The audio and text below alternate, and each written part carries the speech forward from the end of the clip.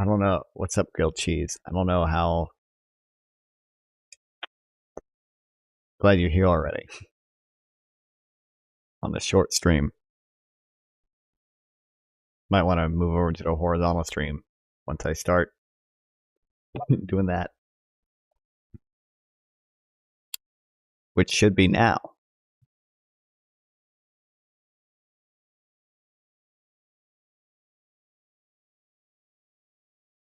Okay. Sorry, haven't streamed for a few days. Everything's messed up. What a fire stream.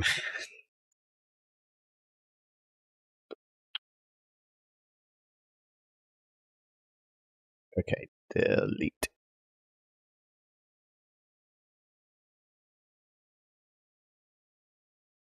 My channel.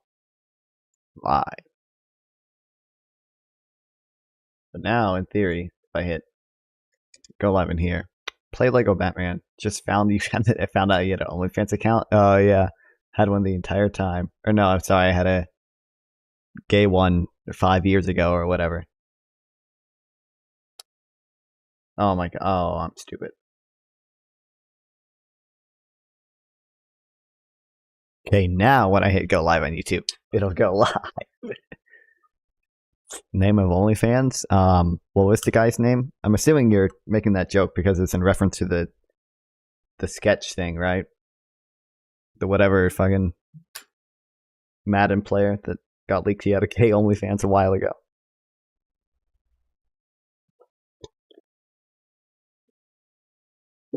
That stuff seemed wild to me.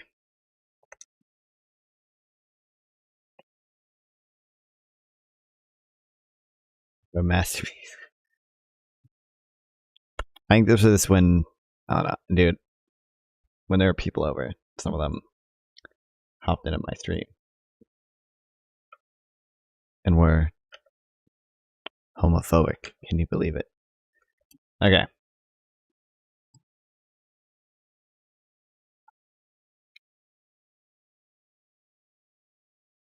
I want to make sure. Live. Numb phone. True.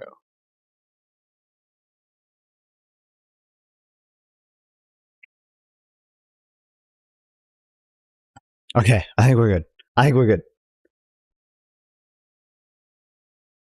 For real this time. I think we're good. I just gotta activate the Facebook chat and the Instagram chat.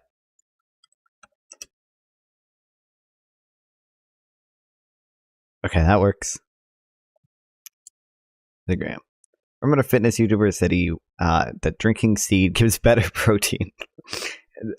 The video with a guy where he drank from the cup. I don't remember specifically that. I do remember there was a awesome Barracks. I do remember there being a woman who would make like protein shakes from seed. Let me just make sure the horizontal chat is working too. Okay, good. What's your favorite fitness influencer? I don't watch fitness stuff. Belle Delphine. I count her work as fitness influencer stuff. I think that's fair. Do you like the seed? Seed like come. Oh, by the way, we have a non-fun seed reveal. We have a you can see below me donation goal. I came up with an idea for a stream. Realistically, I'll probably do it regardless to whether we hit the donation goal or not. But I'm not going to do it for a little bit, for a few days at least. So I wanted to squeeze some money out of it if I can. I want to play either all of Sonic 06 or all of Sonic Boom Rise of Lyric in one sitting on stream. I've never really played a Sonic game before, and those are the two worst Sonic games, so I thought it'd be funny. What color is your seed? Alternative entertained. Show seed. Can we get /seed in the chat? Okay. Haven't really been streaming for a few days because people were over, and it was hard for me to stream without them intruding. But we're today. I'm really late, but we're back, and we're doing a slashing.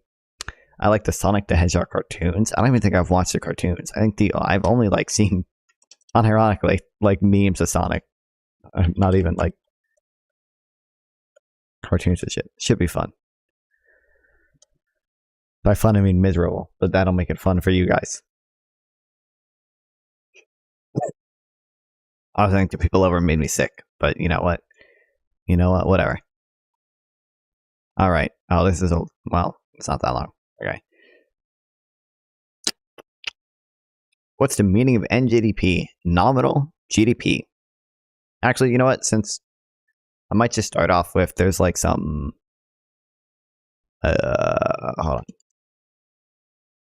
There's like some basic videos that I've already seen explaining it for you guys. Basically, it's the idea that instead of targeting inflation like the Fed currently targets, you should target nominal GDP. You should say the Fed's goal should try to make GDP growth like at 4 or 5% per year.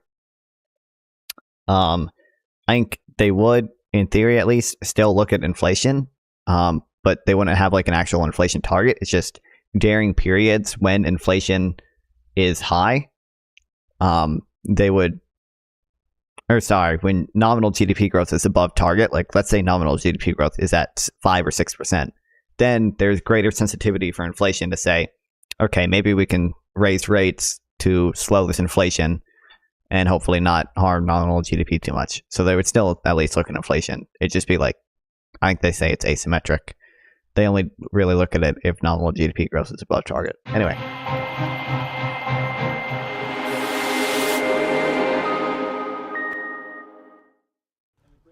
One tool in the armoury of central banks when implementing monetary policy is nominal GDP targeting. IEA TV quizzed Dr. Scott Sumner from Bentley University about what this involves. Nominal GDP targeting is where the central bank sets an explicit. What are the best instruments to measure growth of living standards and life quality? Some combination of GDP per capita and HDI, Human Development Index. Sometimes called nominal income. That's my opinion. It could be 5% growth per year, and that represents the total. Well, real GDP. Hold on. You should look at, for quality of life, it's real GDP per capita adjusted by purchasing power. Pound spending in the economy, but it also represents the current income in the economy. So the idea is to have that grow at roughly 5% per year over time and adjust monetary policy to keep that nominal spending growth on target. What monetary policy tools does the central banks have when the interest rates are almost zero? When interest rates have been reduced close to zero, there's several possibilities. One is that the central bank could engage in quantitative easing or injecting new money into the economy. There's also the possibility to use expectations management. And this would be where the central bank sets I need to fix my lighting. Future policy when interest rates have normalized.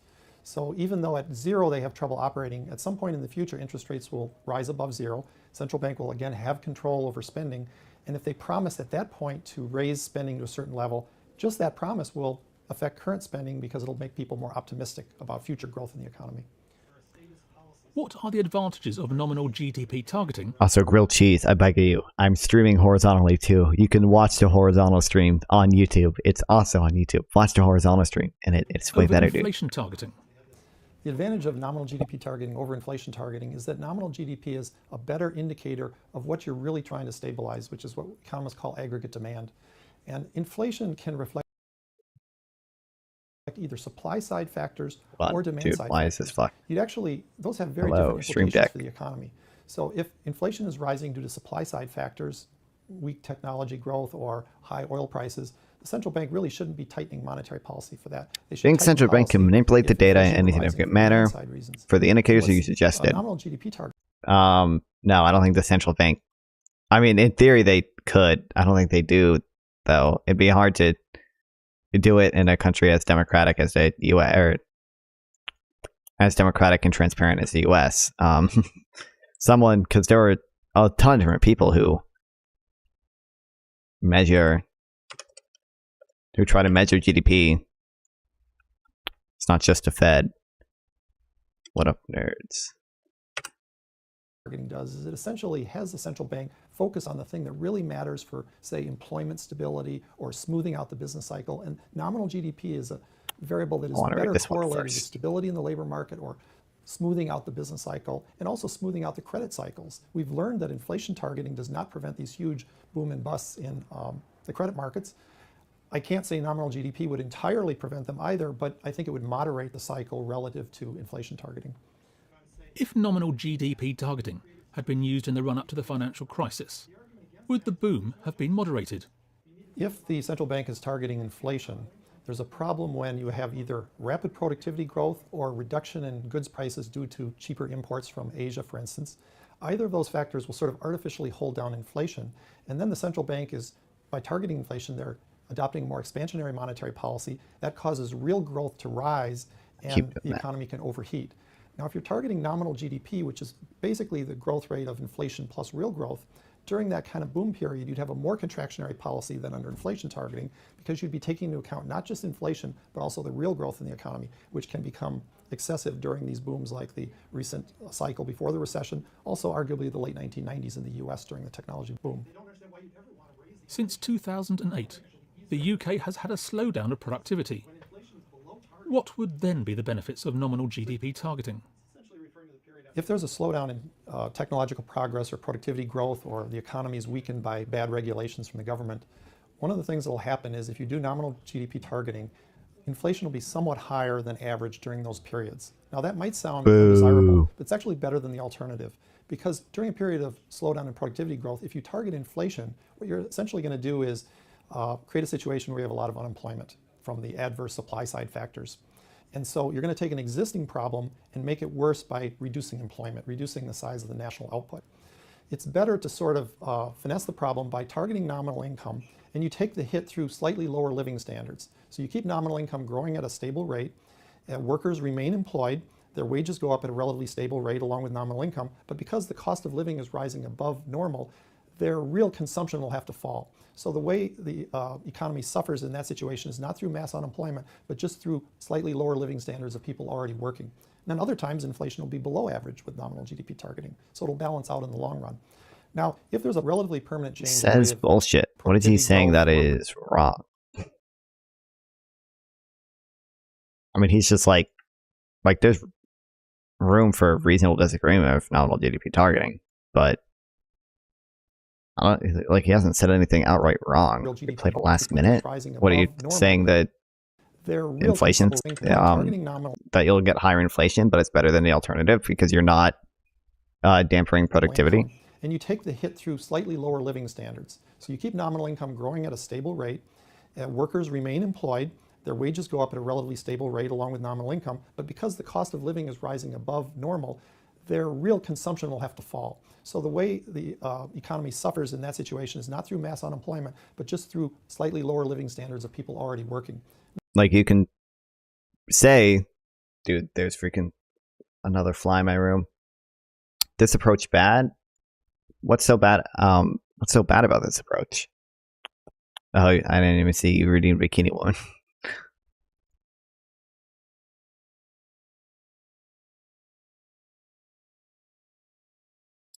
There are not only two options. True. But we're talking about what the Fed can do right now. These are kind of the two things the Fed could do. Like, I would... Well, what's the better option? Because I like a lot of big fiscal policy. So I think, like, regardless...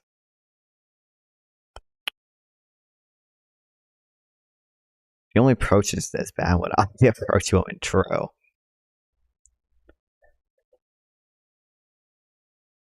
Listen, I'm a big fiscal guy. I wouldn't even care if people are unemployed or if they have to drop real consumption. If we just had strong social safety nets. I mean, you're kind of right. There are other options. He's just saying. He's laying out the case for NGDP targeting, and he's saying NGDP targeting would lead to this happening over the alternative. It would lead to lower real consumption over the alternative of higher unemployment. And then other times inflation will be below average with nominal GDP targeting. So it'll balance out in the long run. Now, if there's a relatively permanent change in the rate of productivity growth or real GDP growth in the long run, the nominal GDP target could be adjusted occasionally to reflect the fact that productivity growth is slower or higher than it's been in the past, and that would help you to keep inflation relatively stable in the long run. My personal view is it's not necessary to do that. It's enough to target nominal income at a steady rate, and that gives you a nominal anchor to the economy. But if people are really worried about inflation drifting higher or lower with long-run changes in productivity growth, there is the option of doing every 5 or 10 years an adjustment to the nominal GDP target growth rate to smooth out the inflation in the very long run. What growth targets would you suggest a central bank to undertake? If the Bank of England were to... Hold on, I should have been taking... I've already seen this video, but... Jesus, it's so loud. Okay.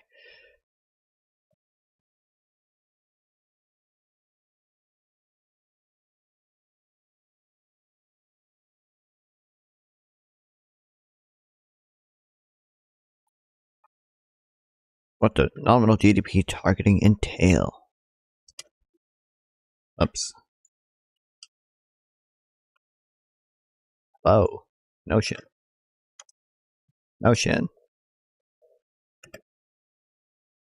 It could be 5% growth per year, and that was sometimes called an explicit target path for nominal GDP, sometimes called nominal income.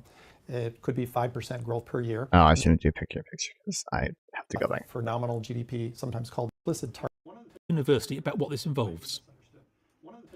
Nominal GDP targeting is where the central banks...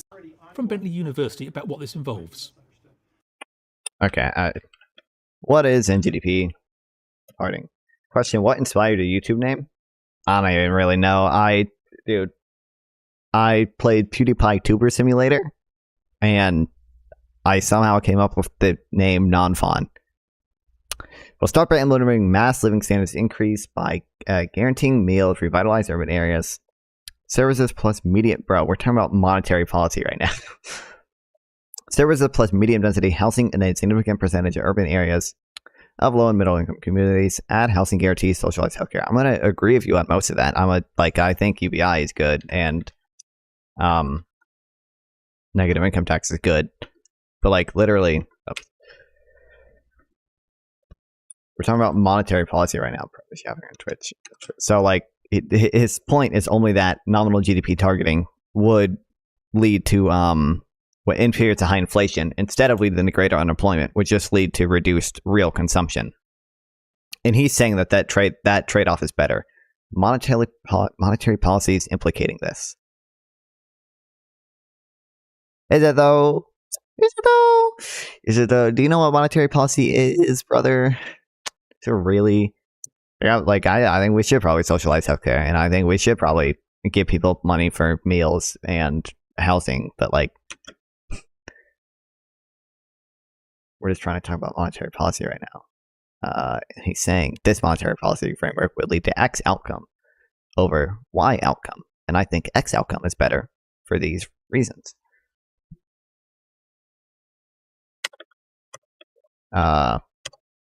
Anyway, targeting is...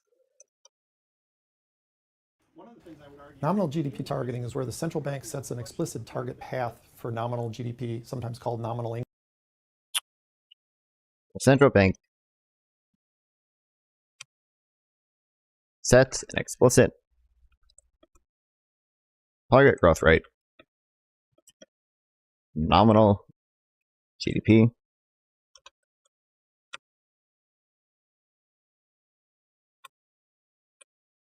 also called nominal income. Would it be more or less impact on people if you implement any of its two options if you have society? Bro, I don't even think... Do you think the thing you're researching is literally the most important thing? That's like literally what he's saying right now. No, I don't think... Like, I think obviously the policies that you propose are going to be way more radical than switching the central bank target.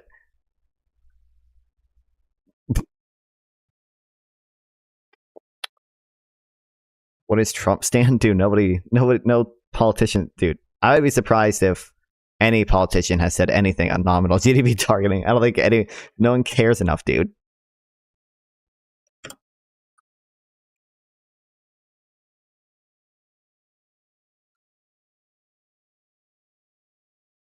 income. It could be 5% growth per year, and that represents the total current dollar or GDP represents the total nominal expenditures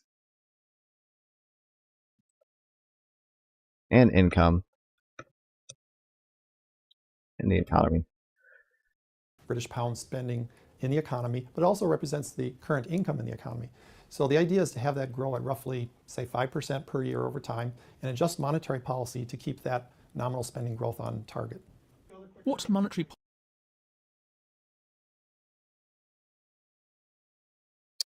What does JJBA stand for? No clue. policy tools does the central banks have when the interest rates are almost zero? Central bank have the zero lower bound. This is not even directly related to NGDP targeting. But I think part of the argument for NGDP targeting is that it will probably avoid reaching the zero lower bound. When interest rates have been reduced close to zero, there's several possibilities. One is that the central bank could engage in quantitative easing. Quantitative easing. Hey man, what's up, Adarsh Mathaholic? Welcome to the stream. Oh shoot, but I clicked on that again. God damn it. Higher cost of living and less inflation would be burdensome if cost of basic life needs are decommodified. True. Non-growth domestic policy. What? Oh, NGDP. It's nominal GDP, not non-growth domestic targeting. Sorry.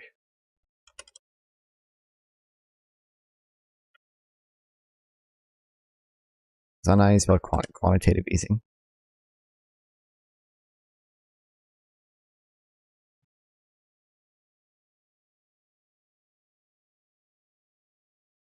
Or injecting new money into the economy.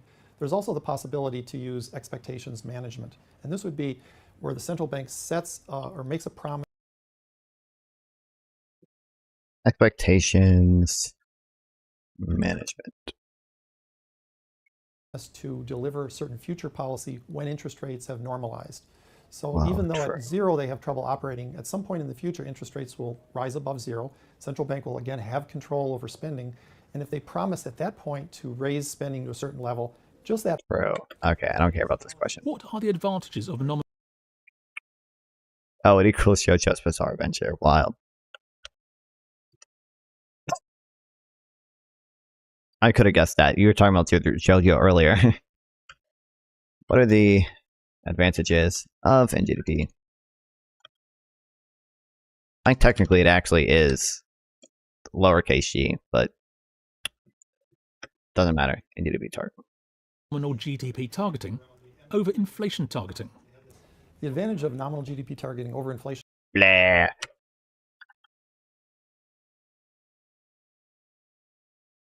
targeting is that nominal GDP is a better Basically, indicator of he wants central banks to have too much impact on people's lives. Whoa.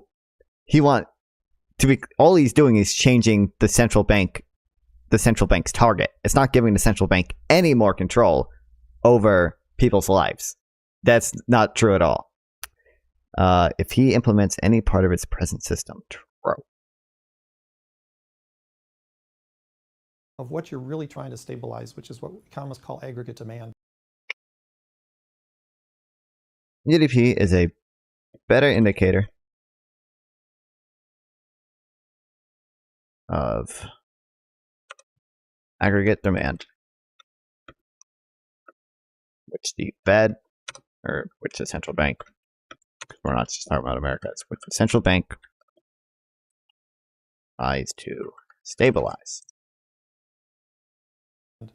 And inflation can reflect either supply side factors or demand. Inflation can be both demand, or as I say, can be come from demand or supply, and Central bank should only focus on demand. Interest rate changes should have as little impact on living standard of majority as possible. Wait, did I read that? Interest rate change should have as little an impact on living standards of majority as possible. I mean, that's what they try to do. They try to get the greatest benefit for the least cost. They try to have the lowest amount of people unemployed to reach 2% inflation. That's what they are currently trying to do. And side factors. Those have very different implications for the economy.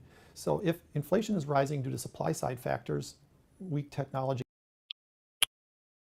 Different. Inflation rises due to supply side factors.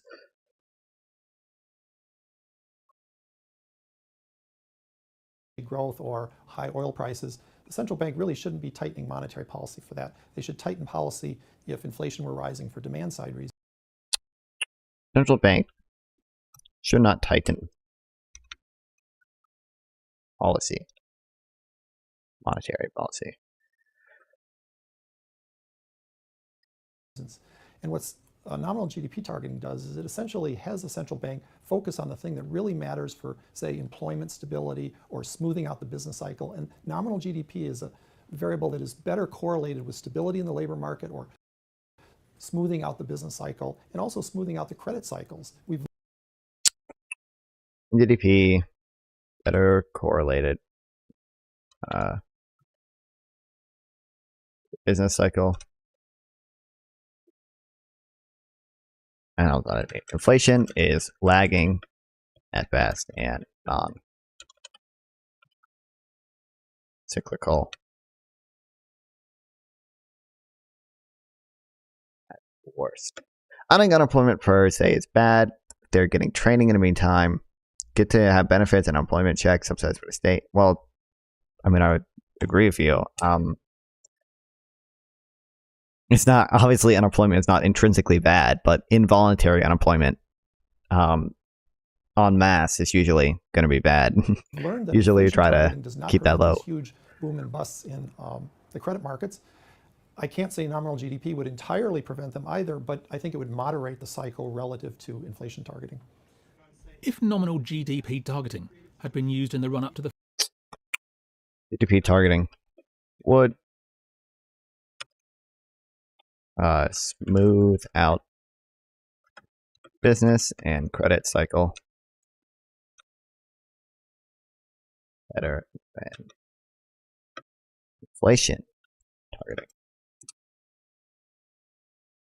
the financial crisis, would the boom have been moderated?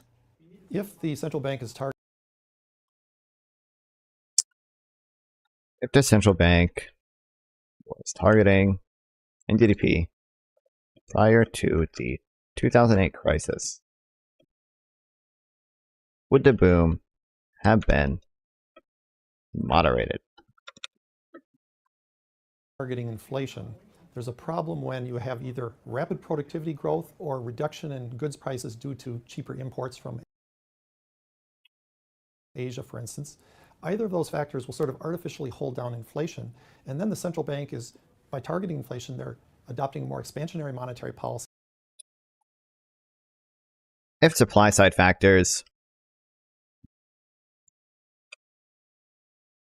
bring down inflation, the Fed tries to lower the target rate.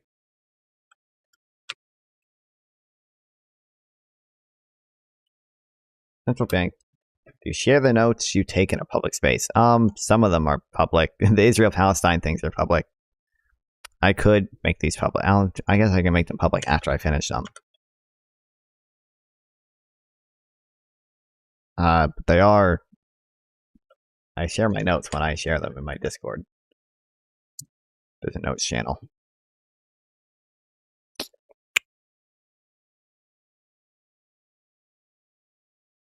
That causes real growth to rise and the economy can overheat.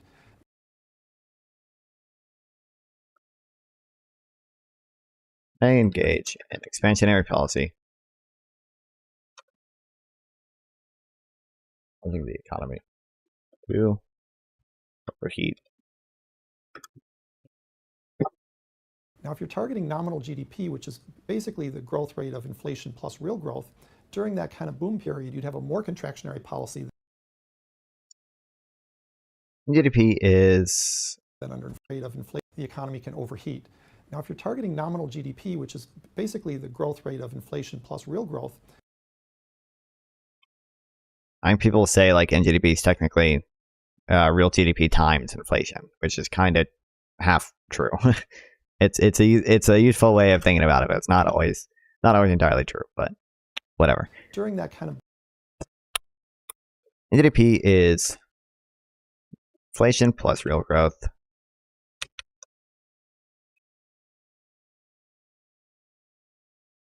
So much cockiness to recommend monetary policy in a society that's not supporting people to have basic needs covered. What point, bro? On part of economists. So what are we? We're not allowed to talk about monetary policy. Like, you understand? He literally, the point of arguing for a better monetary policy is that it will make people's lives better. Like, that's what he's trying to do. And you're just saying, wow, I can't believe he wants to make people's lives better. I can't believe he doesn't want to, you don't even know his other opinion. He probably, I don't know his other opinions. He's probably more libertarian leaning, but he probably wants at least some of the programs that you're talking about to give poor people money and stuff to survive. But like, what a dumbass point. Okay. boom, that causes real growth to rise. And Okay. I'm gonna have my famed Instagram reel describing this. Oh, I can't skip ahead in it. Or just NGDP. It's the not. Oh my god, it's so loud. I do it. Screw it. Awesome Instagram. Sick, dude. Hold on.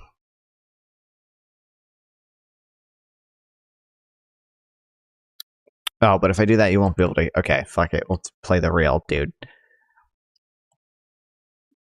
Or just Okay, no, I don't care enough. I know what the reel says. Okay. NGDP, because I wrote it. NGDP. Basically, kinda. Real growth plus inflation.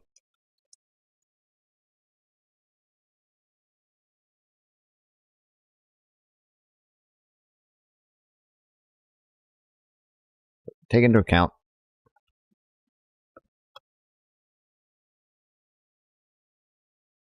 where inflation is coming from.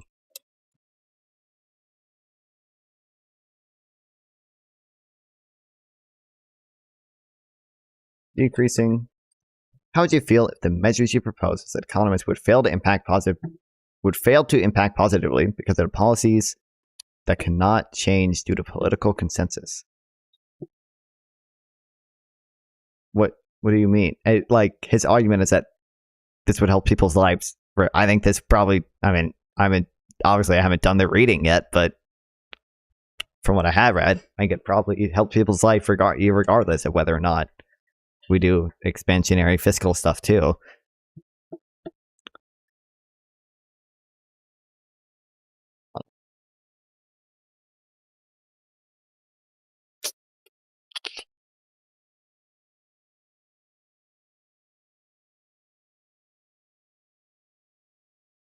Supply side issues.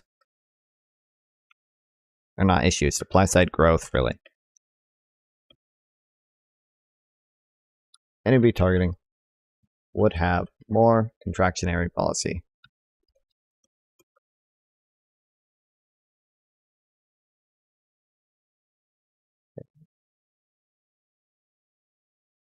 Inflation targeting would. the economy can overheat. Now, if you're targeting nominal GDP, which is basically the growth rate of inflation plus real growth, during that kind of boom period, you'd have a more contractionary policy than under inflation targeting, because you'd be taking into account not just inflation, but also the real growth in the economy, which can become excessive during these booms like the recent cycle before the recession, also arguably the late 1990s in the US during the technology boom. Since 2008, the UK has had a slowdown of productivity. What would then... Since 2008, UK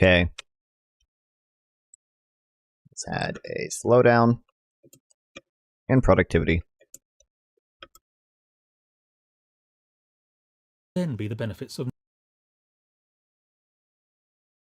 What would then be the benefits of NGDP targeting? I think this video came out a while ago. Yeah, 7 years ago. The UK's productivity is still stagnant. nominal GDP targeting. If there's a slowdown in technological progress or productivity, They had austerity and growth, or the conservatives in economy- power. True, they fucked themselves so bad with the austerity, dude. That's why our growth is so much higher than their growth. my favorite graph. I do the amount of times I've brought up this graph.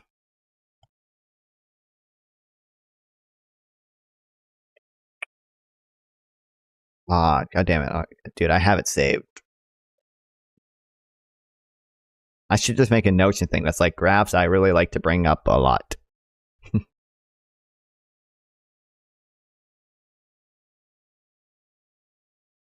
But yeah, they're way. Their growth is way worse than ours.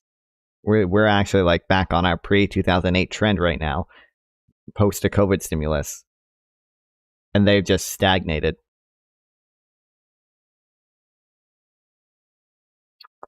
If I can find it, there we go.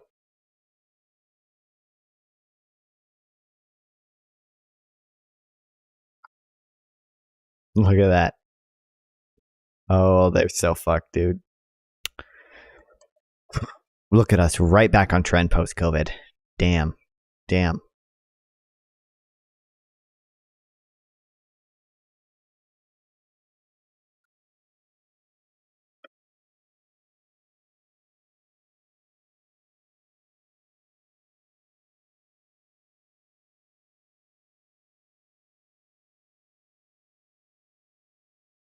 Okay, screw you, Grammarly. Oh, cool.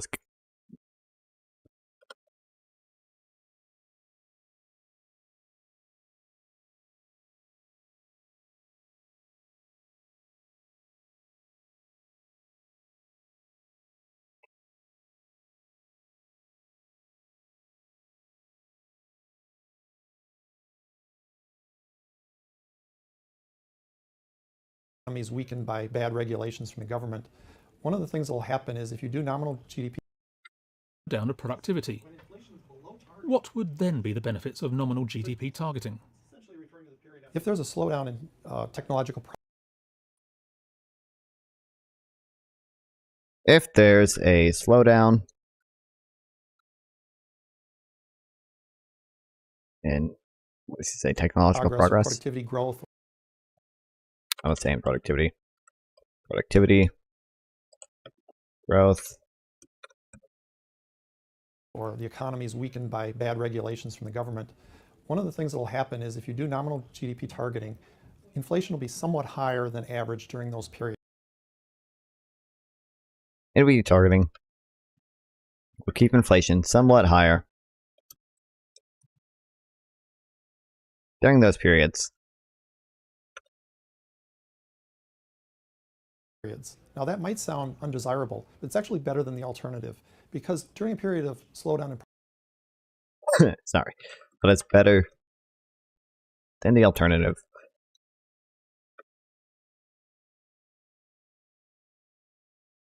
productivity growth, if you target inflation, what you're essentially going to do is Targeting inflation during periods, and actually most of the European banks have a single mandate, so they don't even target unemployment at all. We at least nominally have our dual mandate, which theoretically aims for maximum employment, although we have an inflation target but not an unemployment target, so there is that.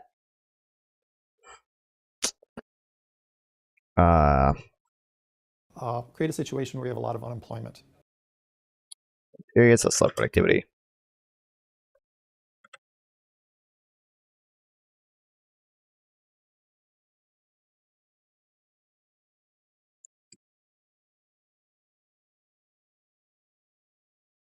Employment will rise. From the adverse supply side factors.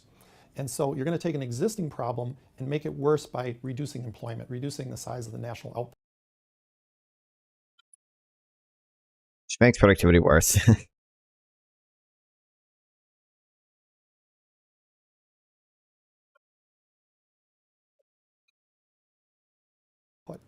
It's better to sort of finesse the problem by targeting nominal income, and you take the hit through slightly lower living standards. So you keep. I got to target NGDP. Take the hit. All right. I'll say.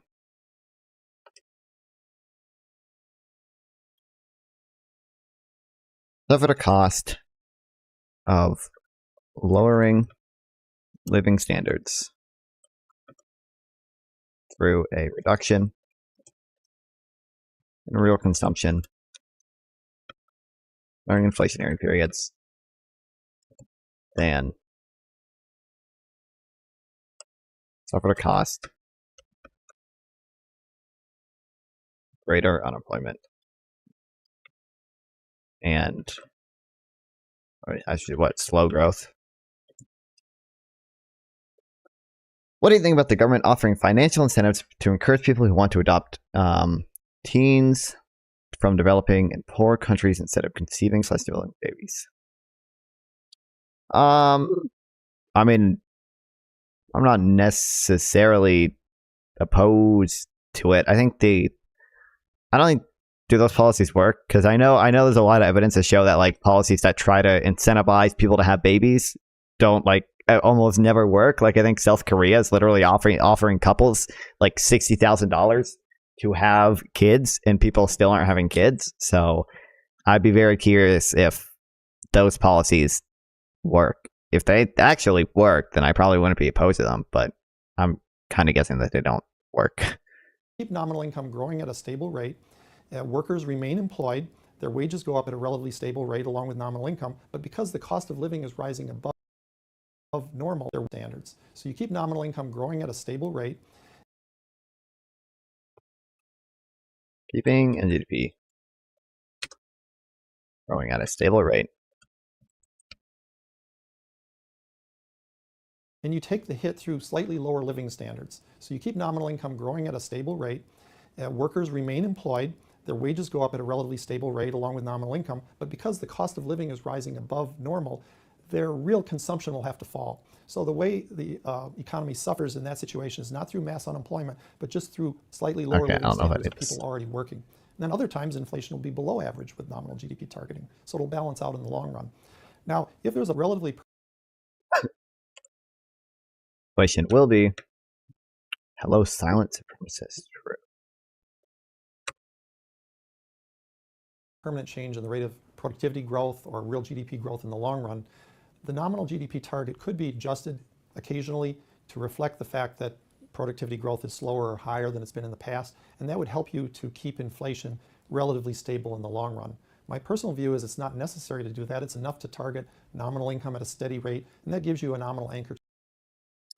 I think about wannabe percents getting to wannabe parents, you're just spelling it wrong, to get to adopt teens instead of having babies reduces constitutive pregnancies impact on productivity/healthcare. Oh, that is also true. Yeah. The economy, but if people are really worried teens about can start working earlier too. Or lower with long-run changes in productivity growth, there is the option of doing every 5 or 10 years an adjustment to the nominal GDP target. Especially when we should practice abortion so they have a future. True. What growth targets would you suggest a central bank to undertake? If the growth targets shouldn't get pregnant at the young age. That's also true, but what are you gonna do? Should a central bank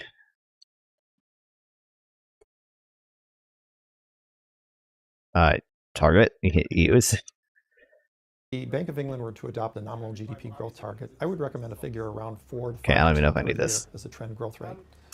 The advantage of a higher number is twofold. You're more likely to avoid the so-called Western women should stop making babies. I can't, dude. I don't know. We're due. Twitch chat is going to devolve real quickly if we go on this topic.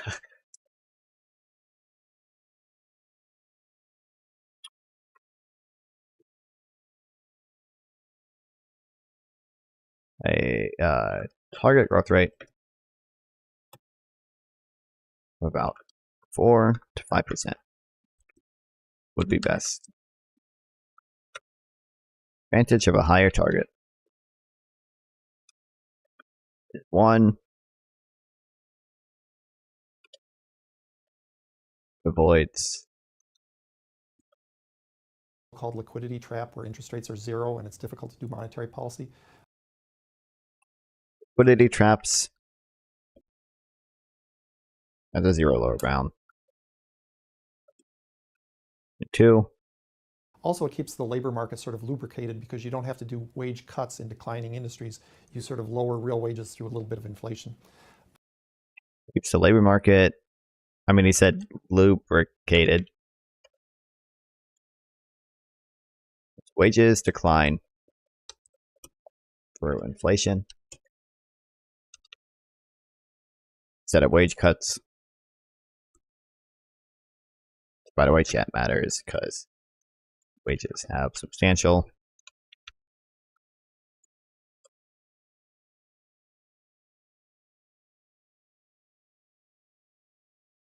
upwards nominal rigidity. Why don't you get a pen and paper? Because I like this better. I have paper notes as well, but I like Notion better. I can share it with people. I can change it easier. So like, if I want to like drag this around, I can just do that. Yeah, it's nice, and I can do this. Also, stream can see it. That's the big thing, is that like I can use it while I'm on my computer, and I'm on my computer on my computer way more than I am on pen and paper. So the disadvantage of a higher number is that also there's spell check. There's spell check on this. the higher the rate of growth in nominal GDP, the more tax you're putting on capital because Disadvantage for higher target is the increased tax on capital.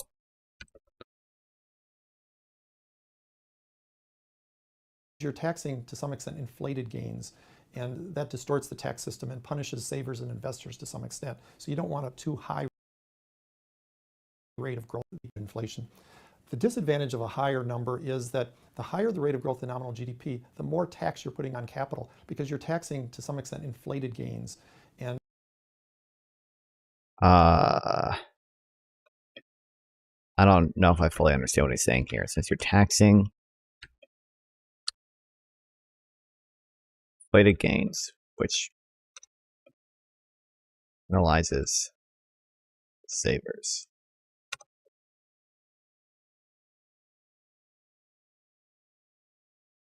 that distorts the tax system and punishes savers and investors to some extent. So you don't want a too high rate of growth in nominal GDP.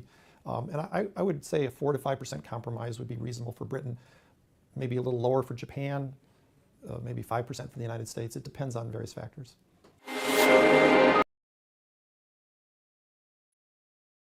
Woohoo. Capitalism. True. Based. Can we get some subs for that one, chat? Intelligent commentary there.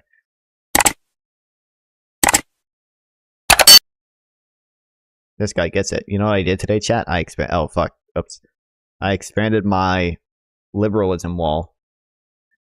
You can't see it. Hold on. I have that this cannot be the best way to do it. You see that? That's the poster. I can show you it.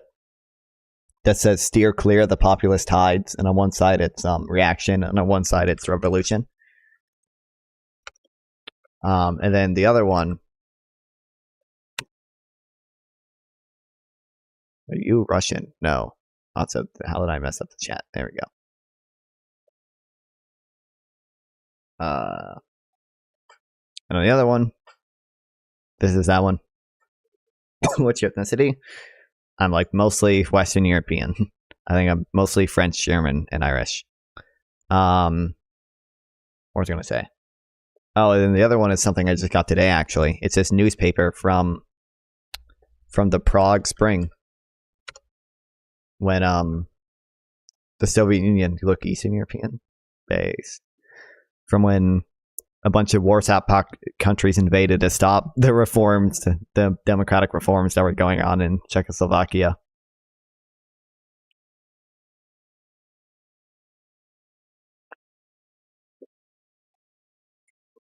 Anyway, now we gotta start some beef, okay? Between me, listen, I love Jerome Powell, but I gotta hear his take on NGDP targeting. Okay, the case for nominal GDP targeting or apply to Fed. Oh wait, shit, I forgot it, guys. Sorry, I'm so sorry. Minecraft parkour gameplay vertical. I'm so sorry. I can't believe I forgot.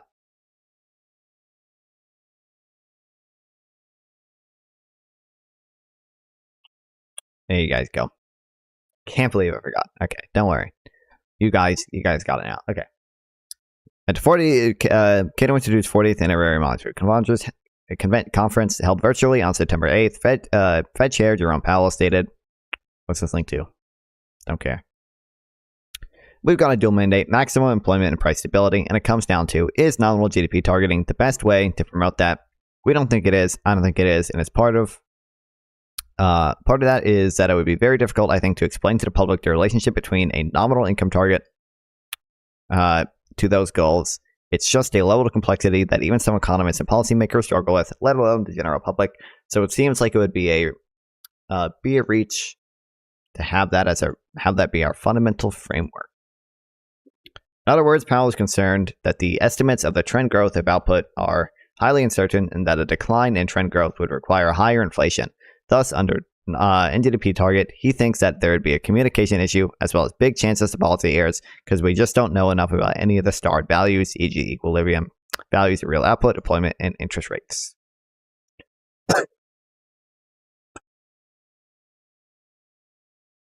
Fed Chairman Jerome, I don't know what spell his name. We're gonna copy it.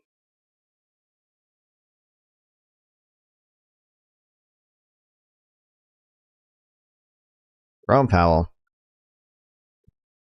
expressed concern over NGDP targeting.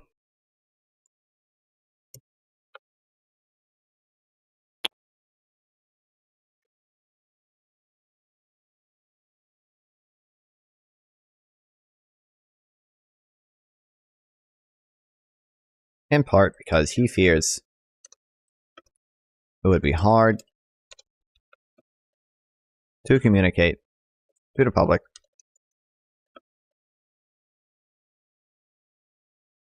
how higher GDP growth would help pursue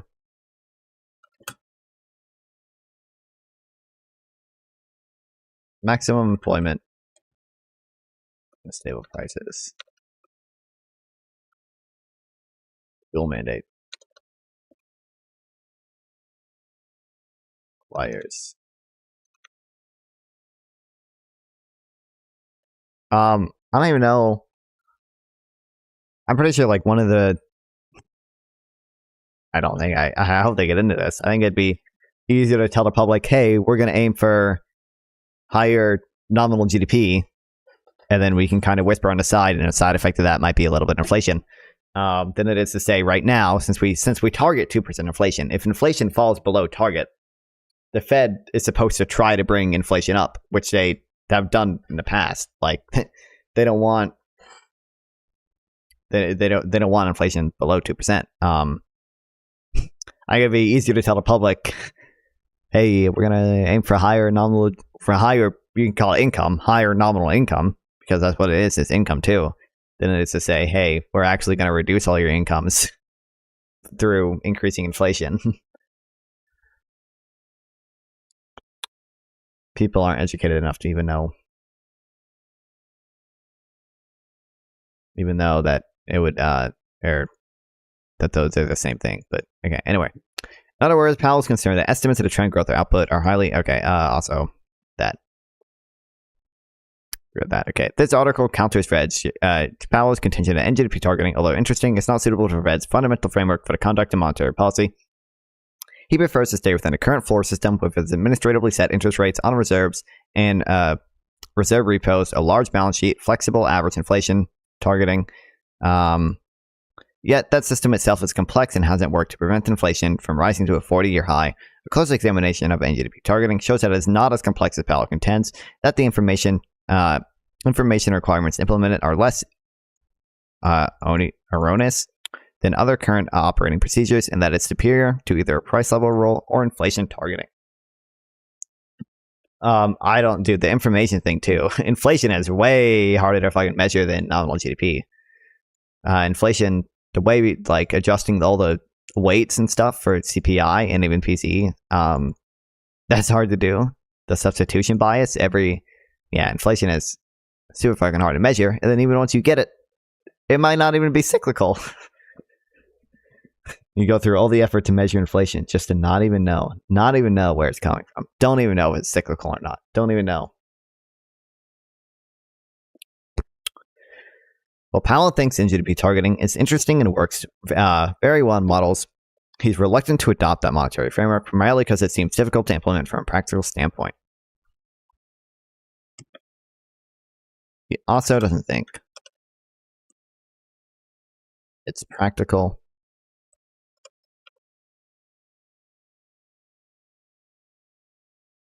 to implement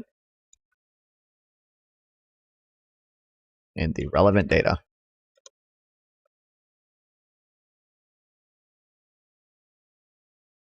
Wired is, what do you call it?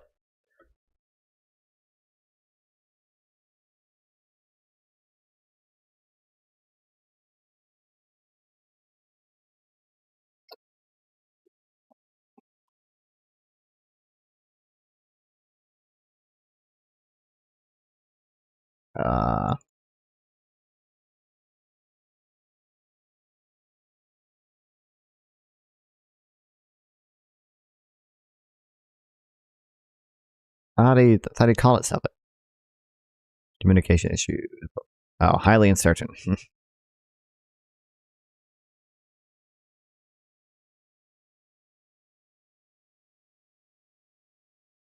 Oh, because we just don't know any start variables.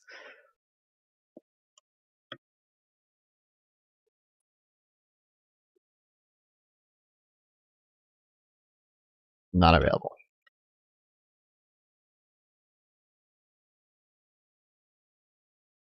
The complexity issue. Okay. That decision echoes that of Fed Chairman Ben Bernanke, who in his 2015 memoir wrote, nominal GDP targeting is complicated and would be very difficult to communicate to the public as well as to Congress, which would have to be consulted. However, it is not rocket science to tell the public that total spending is going to be kept on a stable growth path to say 4%, and that such a rule would also be consistent with the Fed's price stability mandate over the long run. It's not hard to communicate.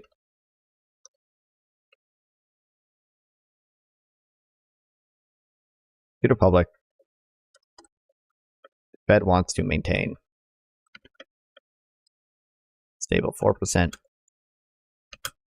increase in spending. I ain't argue. Well, people understand inflation more than they understand nominal GDP, just because we talk about inflation way more than nominal GDP. But like, it should not be that hard. You should be able to You should be able to, I mean, if we're just talking about nominal GDP, people would understand what it is. Again, inflation is. People don't understand inflation because there's a million different ways to measure inflation, and they all tell you different things, and they're all flawed in their own different ways. Like, it's a super complicated thing when it comes to measuring inflation and then figuring out what that inflation means. People don't actually understand inflation. They just understand price of grocery go up, Joe Biden inflation.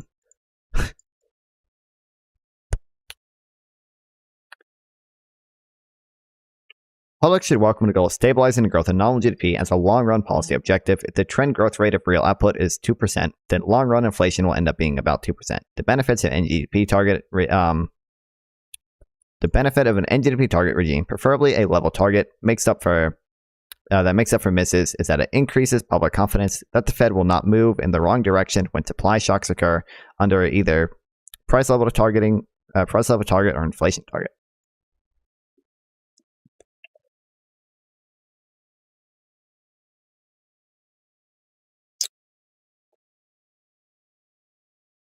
Should also increase public confidence that the Fed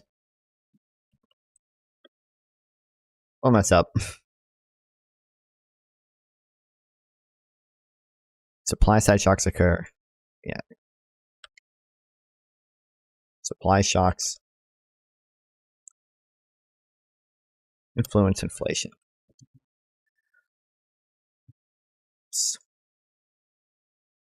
Such a regime does not depend on interest rate manipulation or knowledge of potential output.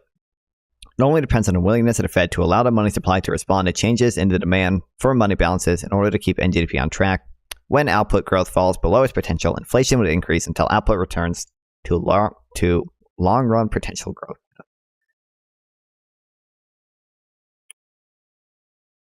Hold on. My brain is not braining right now. Output. Real GDP falls. Okay, whatever. Hold on. I'm used to the example being the other way around. I think when I first heard the example, where it's inflation falling and real GDP stays the same, which means that nominal GDP stays unchanged, blah, blah.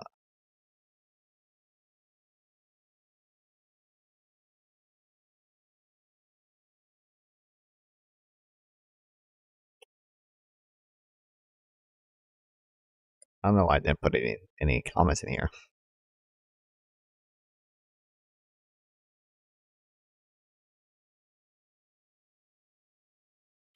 Okay, Clive Crook, former deputy editor of The Economist, and now with Bloomberg, has argued that the simplest way to improve monetary policy is to adopt NGDP targeting rule. Drawing back on the words of Scott Sumner and David Beckworth, Crook makes strong. We just watched it. Oh, what is this? Oh, more stuff to read. Let's go. 42 pages. maybe we'll read it one day.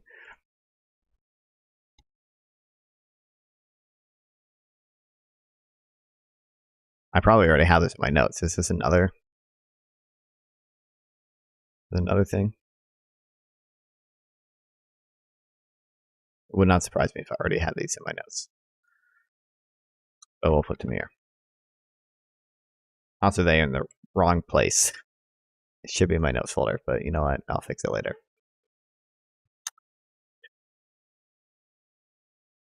Crook makes a strong case that such a rule will not only make monetary policy more transparent in normal terms, but even more so in turbulent times, especially now with significant negative supply-side shocks.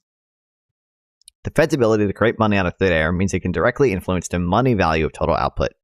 Yet, as Crook notes, the Fed cannot control how much NGDP growth is from higher real output and how much is from higher prices, the quantities it cares about. Using NGDP as an immediate target to guide monetary policy recognizes this, unlike the dual mandate of full employment, stable prices, it acknowledges the limits of what the Fed can do.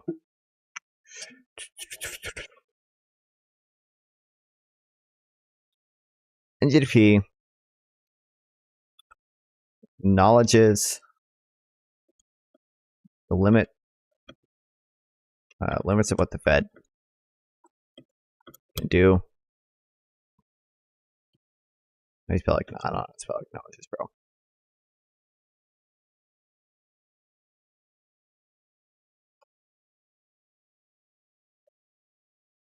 Only focusing on the demand side. Inflation.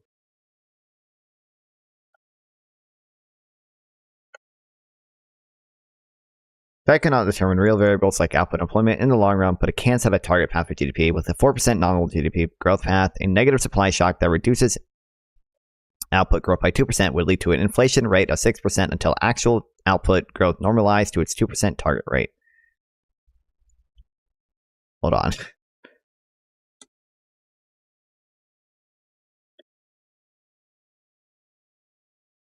Okay, I don't see why this is necessary. Okay.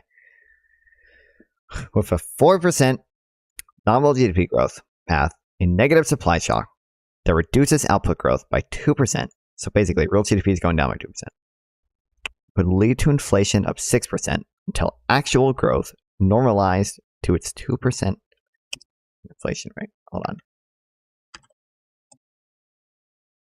This is what we have AA for.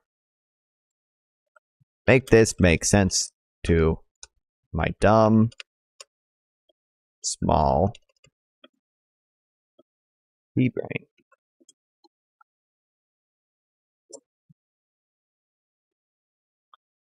Understand that? Okay.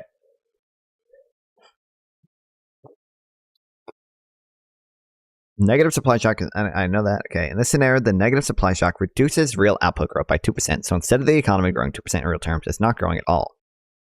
However, nominal GDP growth is still targeting 4%. If real growth is GDP, all that 4% shows up in inflation.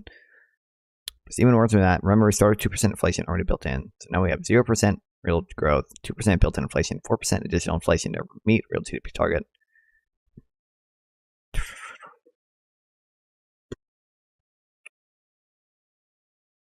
In other words, the economy can produce as much as expected, but we still aim for the same growth in money terms. Prices go up more to make up for the difference. Hey, are you going to play Once Human? It's coming out tomorrow. I have not heard of it.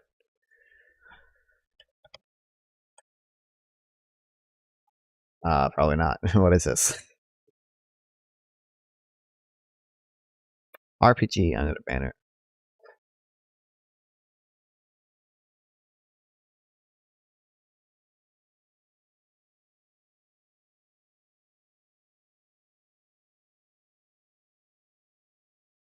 Yeah, I think ChatGPT is going to be more useful for this. I have no clue what this is. Is this multiplayer? I might. Yeah, it's co-op. And maybe my friends play it. Somewhere to Fallout 76. Well, I gotta play it then.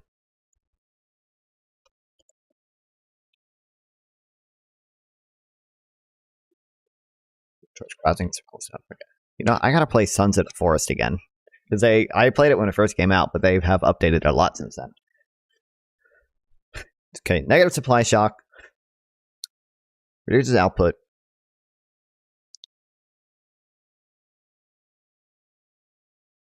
With 4% nominal GDP growth and a reduction in real GDP growth by 2%. Inflation would temporarily rise to compensate for lower real output.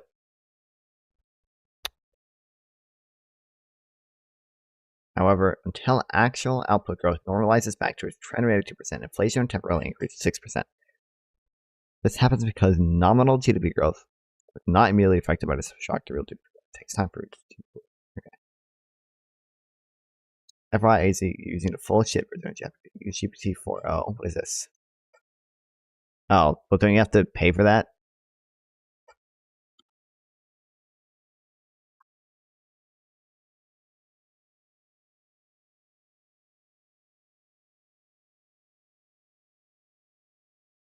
Yeah, this is a 3.5. I can't. I'm not paying for it. I've used this before. And if you run out of tokens, you have to pay for it. Well, how do you get? Don't you have to pay for tokens? You probably won't run out. Didn't it just tell me to pay for it, dude?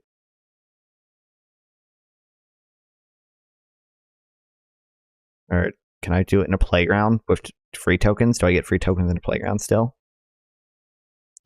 Hope they give you free stuff.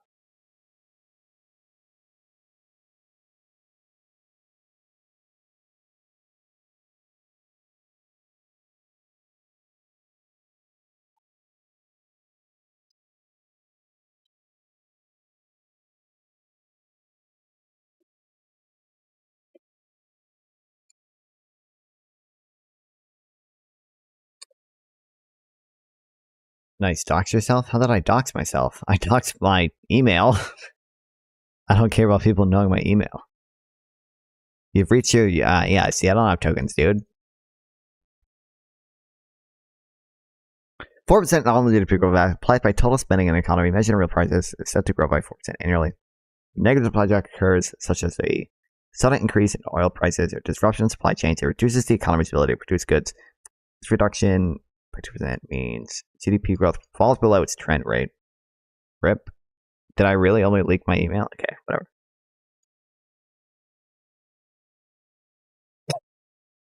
Given the nominal GDP growth target of 4%, if real output drops by 2%, the remaining growth must come from inflation to maintain the nominal GDP growth path. Mathematically, if NGDP grows with some real GDP. So it's just saying the Fed. Okay, I thought I was saying something else. 4% nominal GDP growth and real output growth is 2% below trend. Inflation must rise to 6% to keep NGDP growth intact. Okay.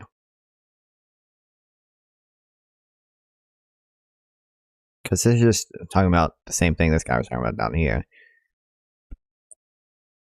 Which is that, which was a slowdown in productive growth. NGDP targeting to keep inflation somewhat high, but it's better than the alternative. But it keeps people employed, in theory.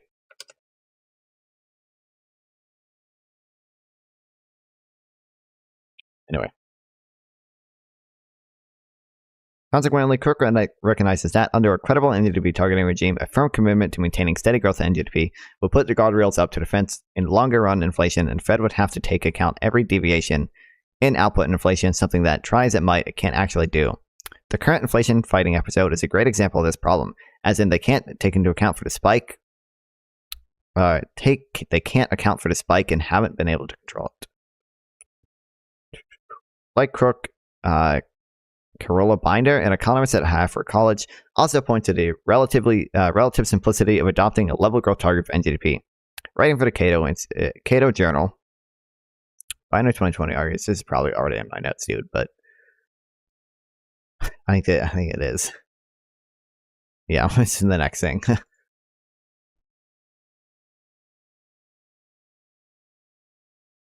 Anyway. The single explicit numerical target associated with NGDP price level targeting. NGDP level targeting. Should make it easier for the public to verify whether the central bank is doing what it's promised to do. Easier for the central bank to justify the policy stance at any point in time, improving transparency and accountability. The single target will make it harder for politicians to argue that the stance of policy is too easy or too tight. Single explicit target.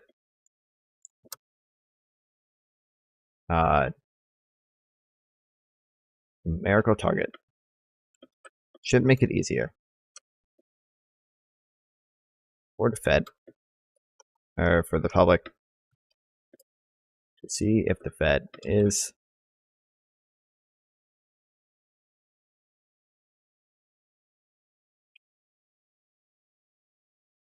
doing what it has promised.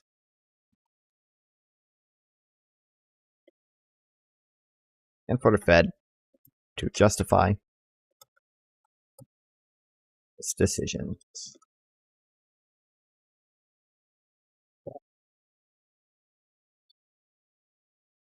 In sum, there's a strong case to be made for NGDP targeting based on its simplicity and consistency with long-run monetary stability.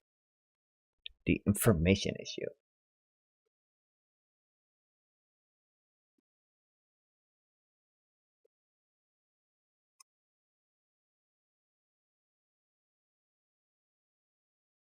Major benefit of NGDP targeting is that the information requirements to operate such a regime are less erroneous than alternative approaches that require assumptions about the real equilibrium interest rate, known as R squared, and the natural rate of unemployment, known as U star. Or sorry, R star. Feedback rules such as the McCallum rule offer a superior alternative to the Fed macro models, which have proven to have large forecast errors. That's one way of putting it. Another way of putting it is natural rates are dumb and bullcrap, and I hate natural rates, and every natural rate should jump off a bridge. That's a little harsh, but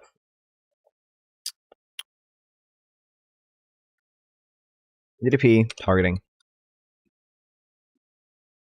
does not require data that is as I'm pronouncing that right.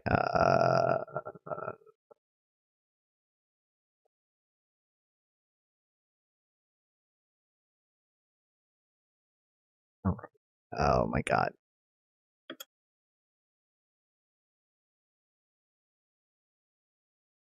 No, shut up. No. Go back. No. Hey, my headphones are on call mode now. Onerous. Okay. Okay, my headphones are fine now. Okay. Thank God. Onerous and alternative approaches. Okay.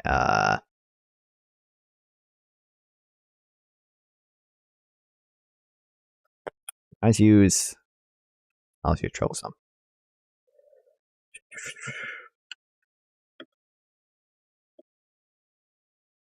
The data required.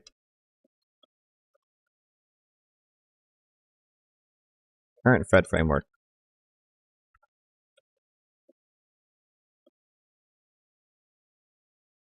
Such as the natural rates of interest. Yeah.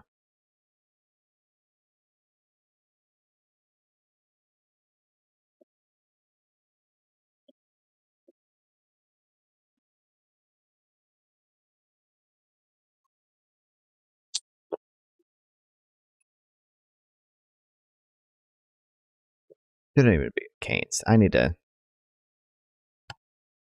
lay out my notion better. We'll figure it out.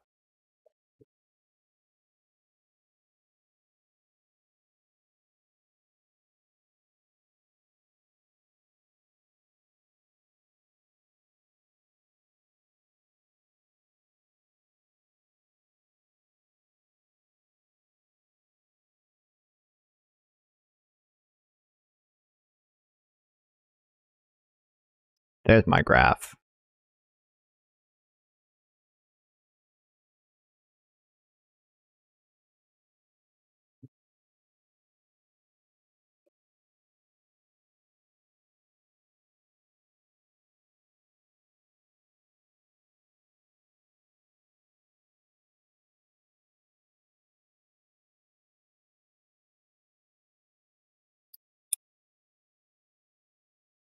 What is this one?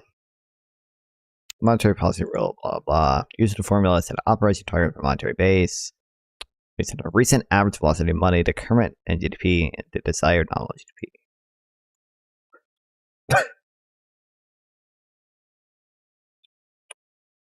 Taylor.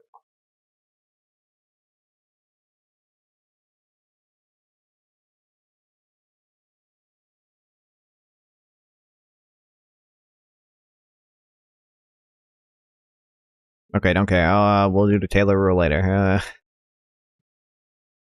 1987 article. Bennett McCallum, an economist at Carnegie Mellon University, noted that the basic idea underlying the McCallum rule is that since economists do not understand how nominal demand changes are divided between inflation and output growth, the most useful thing that monetary policy can accomplish is to keep nominal demand growing smoothly at a non-inflationary rate. To do so, he selected the monetary base, i.e. currency, plus bank reserves as the primary instrument of monetary policy because the Fed has direct control over that variable. In his specification, the Fed will increase the velocity-adjusted money supply whenever NGDP growth is below its long-run non-inflationary trend, and vice versa.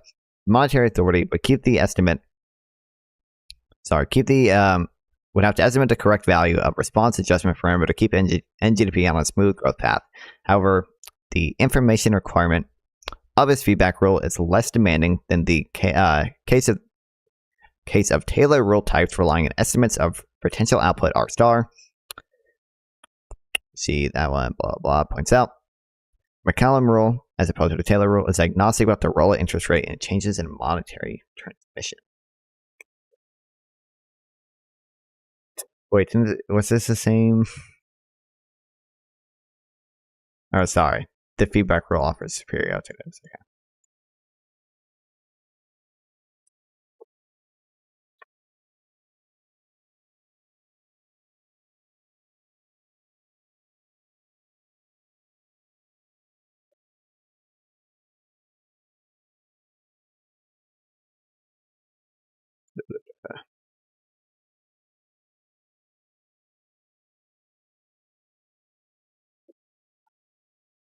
Then the feds.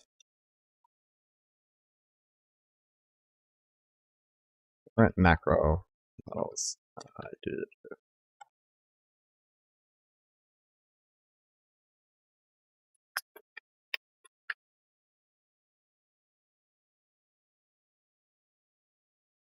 Economists do not understand how nominal demand changes are divided between inflation and output growth.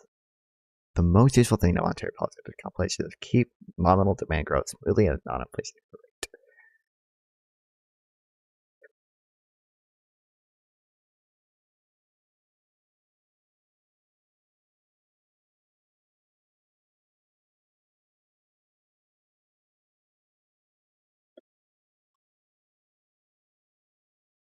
With this rule, the Fed would increase the velocity adjusted monetary base, money supply, whatever, and GDP is below its target run, inflationary trend, and vice versa. Monetary authority would have to estimate the correct value of response adjustment revenue to keep NGDP growth on a smooth path. However, information required for it to be proposed is less demanding than a case of a Taylor type rules relying on estimates of potential output.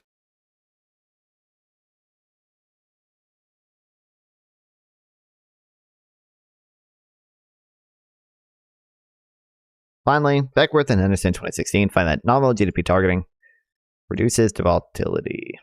Oh, more stuff to read. Let's go, chat.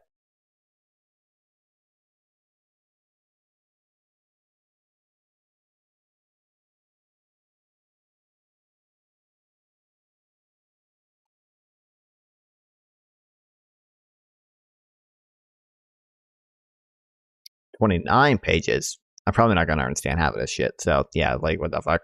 What the fuck is this shit? Actually, I can probably understand some of this. This is R star, so that's a what natural rate of output.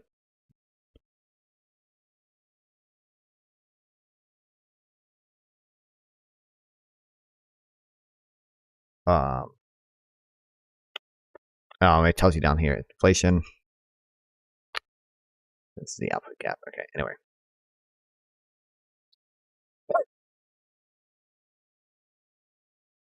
Reduce the volatility output gap, i.e. the difference between actual potential output and inflation in comparison to the case in which the central bank uses the Taylor rule of imperfect information about the output gap.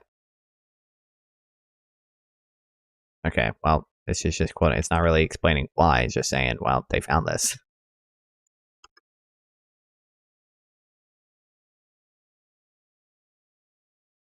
Beckworth 2019 elaborates by showing that with the Taylor rule, the Fed needs to know both real and potential GDP in real time. However, under NGDP retargeting regime, the central bank only needs to know NGDP in real time. Thus, the information requirements are greater for the standard Taylor rule than for an NGDP target. In sum, by limiting the necessity of estimating unobservable variables like R star and U star, NGDP targeting reduces the information needed to conduct monetary policy and keeps the economy on a stable path. Inflation is also hard to measure in real time. Inflation, R star, and U star. All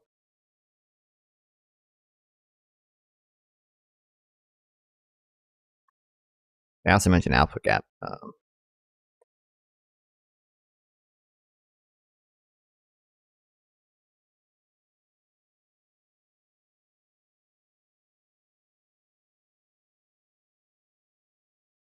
Are hard to measure in real time.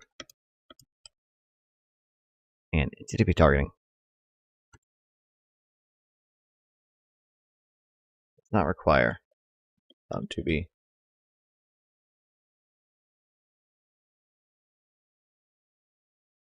chooses the information needed to conduct monetary policy.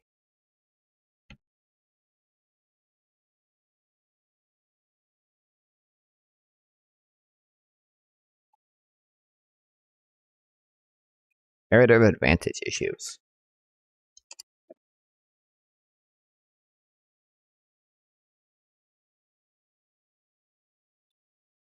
In selecting a monetary role, Nizakin pointed out 3 options. 1, maintain a path at the price of some specific commodity, such as gold, or some broader index. 2, maintain a path of some monetary aggregate, such as the monetary base, or M2. 3, maintain a path of some measures of total demand in the economy, such as nominal GNP or domestic final sales. He argues that any of these rules would be better than guidance based on interest rates or exchange rates, or any real variable, as the growth of output or the level of the unemployment rate. His preference, however, is for a demand rule that would target domestic final sales rather than NGDP. NGDP basically is domestic final sales, is it not? What? It's all the goods and services.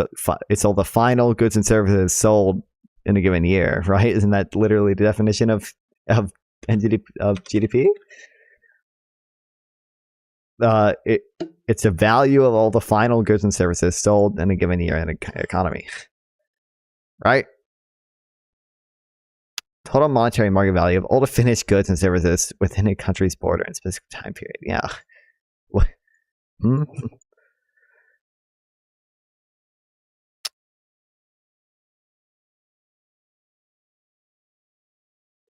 The total value of all goods and services produced in a given time period. Less than, okay, whatever. Okay. Maybe it's just not. Maybe it's only counting consumption and not investment or government spending or exports. Maybe that's what it means. It just means consumption and not the other parts of GDP.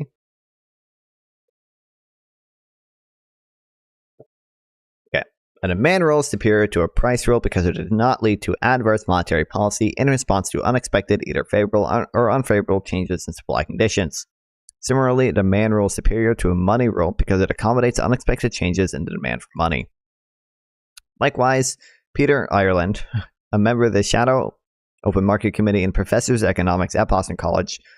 What is this?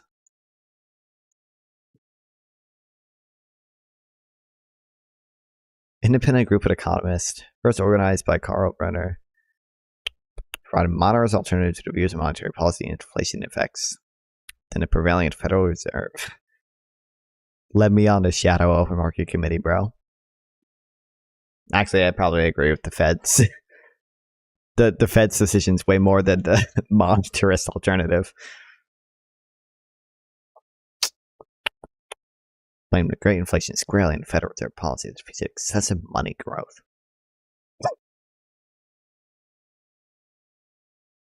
Okay.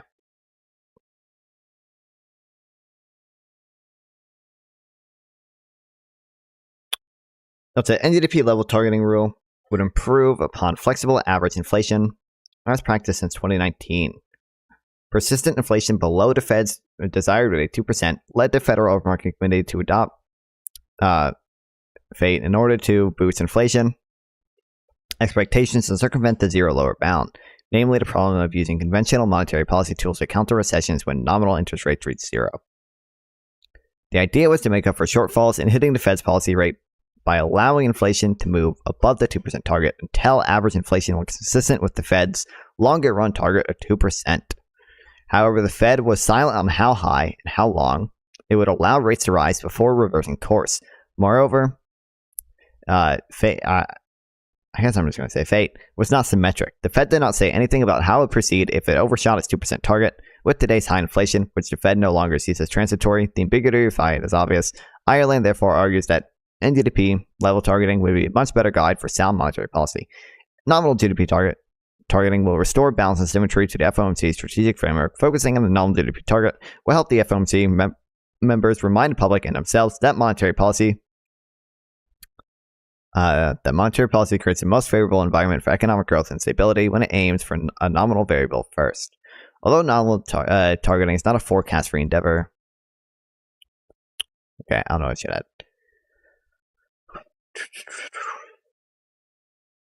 Okay.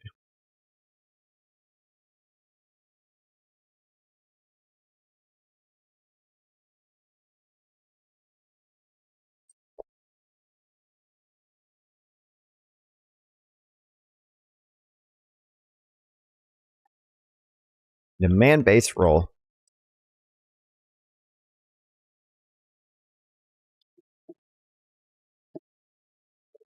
Demand rule. Better than a price level rule. It takes into account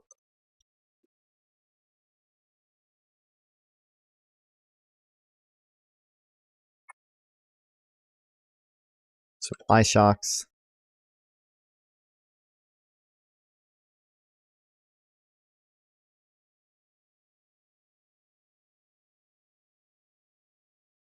Scrooge and Monroe could accommodate. Okay. Also better than a money rule.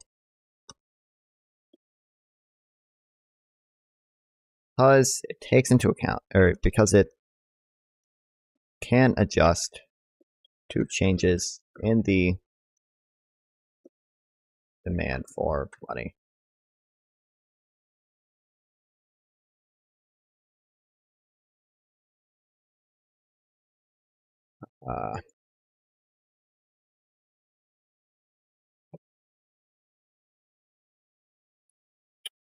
NGDP level targeting would improve on the Fed's ambiguous flexible average inflation targeting. It's practiced since 2019.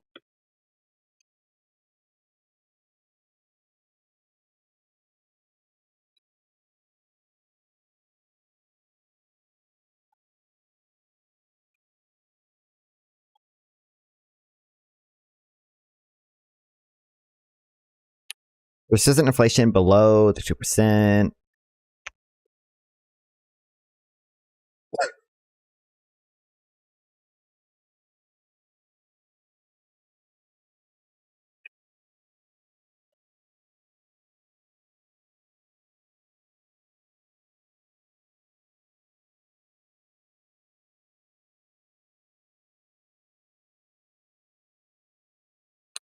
Right, not multi-people target. Okay, whatever. Okay.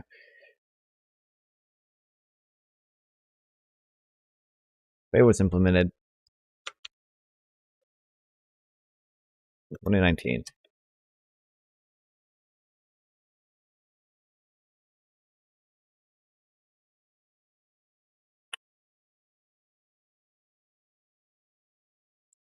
When inflation began to fall below the Fed's 2% target.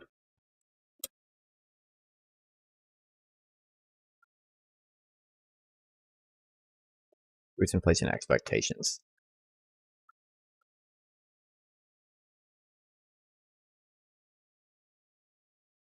Fed would let inflation rise above 2%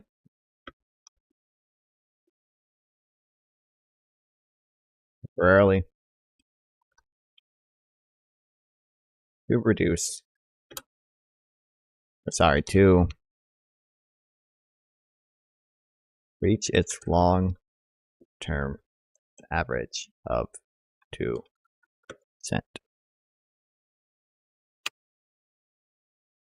Down communicating how high would let inflation go, or for how long. NGDP targeting, or NGDP level targeting, would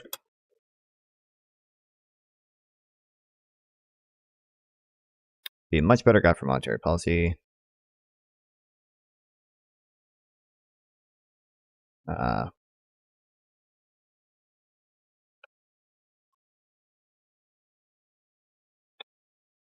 I don't know if I could just put a quote in here.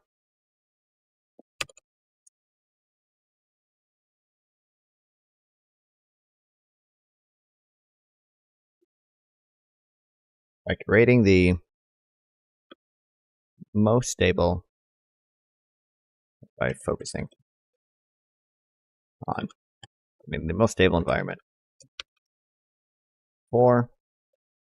Economic growth.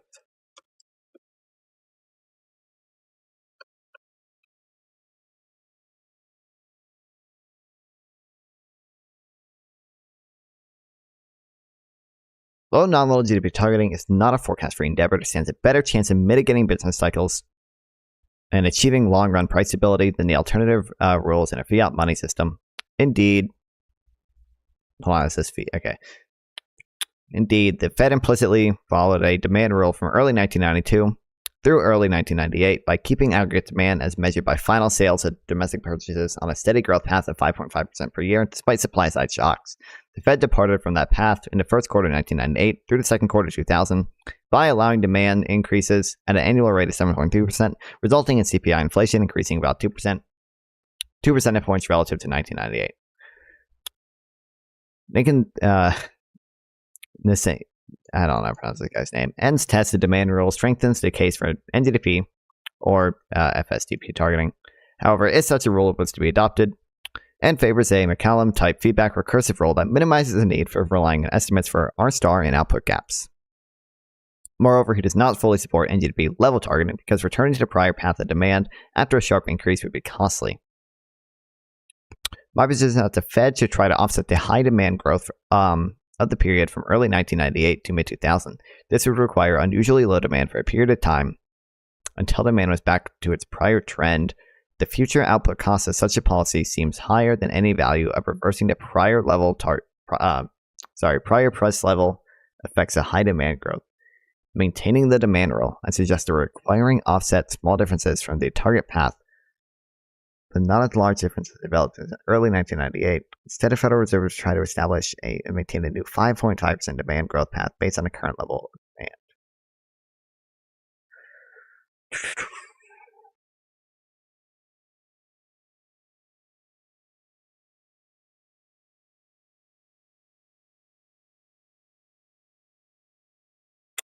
Sorry, okay, wait. When I thought level targeting meant that you didn't try to offset, meant that you looked at it asymmetrically, like it's not the same, like inflation targeting you, whether it goes above or below 2%, you do something. But I thought level targeting meant that you only do something if it's reaching below the growth rate.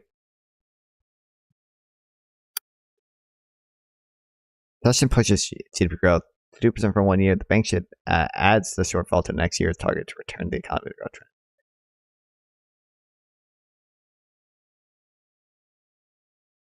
Longer monitors argue the bank should target the level rather than a rate of growth in GDP. With level targeting for session, okay. Whatever. Adopting today of a level target for NGDP would not require the Fed to put the economy through a difficult adjustment period by reversing all the excess nominal GDP growth that we've had over the last 2 years. But adopting the level target today would still make it clear that nominal GDP growth would have to come back down to its trend levels before going forward, and with it, inflation would return to more normal levels. Okay. So he's just saying, in order, because we've had a really high nominal GDP growth over the past few years, because we've had a really high demand after all the COVID stimulus stuff. He's saying we don't have to, if we adopt the level target today, we wouldn't necessarily have to. Oh, I actually caught that fly. Damn. Incorporate it into our level now. Okay. Anyway.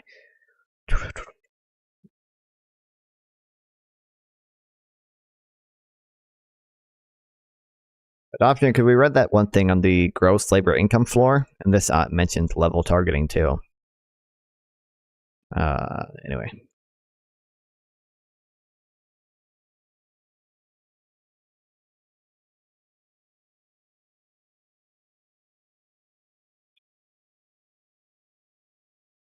Adopting a level target today would not require the Fed put the economy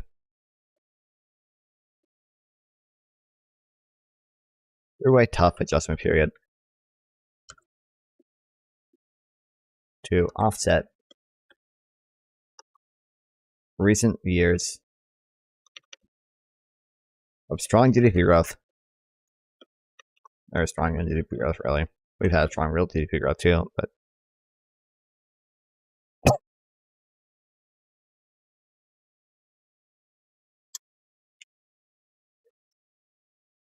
adopting the level target today would still make it clear that nominal GDP growth will have to come back down the trend going forward, and with it, inflation will return to more normal levels. It would, however,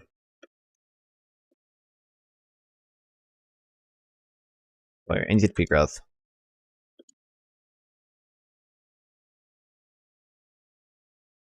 turn to normal going forward.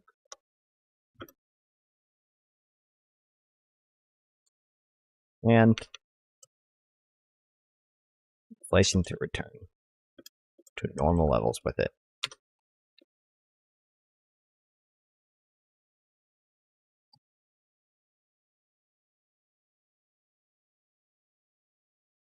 Conclusion. Shifting from a floor system with a dual mandate to an orthodox corridor system with NGDP targeting, downsizing the Fed's balance sheet, boo, and eliminating interest on reserves would improve monetary policy. Why do they want to eliminate interest on reserves? Hold on, they have not talked about any of this shit before. I don't know what the argument is for eliminating interest on reserves. That seems like it seems like at very least a useful tool to have.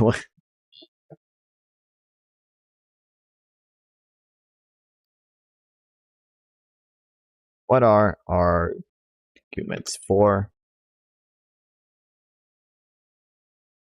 limiting interest on reserves?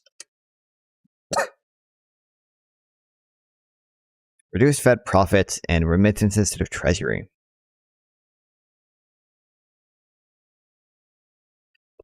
Potential political interference, economic inefficiency. What a traditional argument for IOI has been based on microeconomic efficiency in the banking system. There are now economic risks arising from the mismatch between the Fed's long-term assets and short-term liabilities. IOI can create an effective floor on short-term interest rates, potentially distorting market incentives. I don't know, they probably just believe in a natural rate of interest and think anything that changes the natural rate of interest is bad. Okay, anyway. Keeping NGDP on a steady path has shown to improve economic performance and help mitigate business fluctuations. Fed, do I even need the... Oh, okay, right, okay. Focusing on NGDP. Likely without the business cycle better.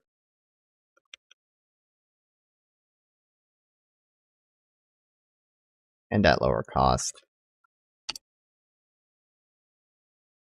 Fed's forecasts based on complex economic models have been error-prone for years. A account-type monetary rule minimize those errors and have the improve the probability of retaining smoother paths for NGDP growth. GDP growth, or NGDP targeting, does not rely on the same hard-to-obtain data that inflation targeting relies on.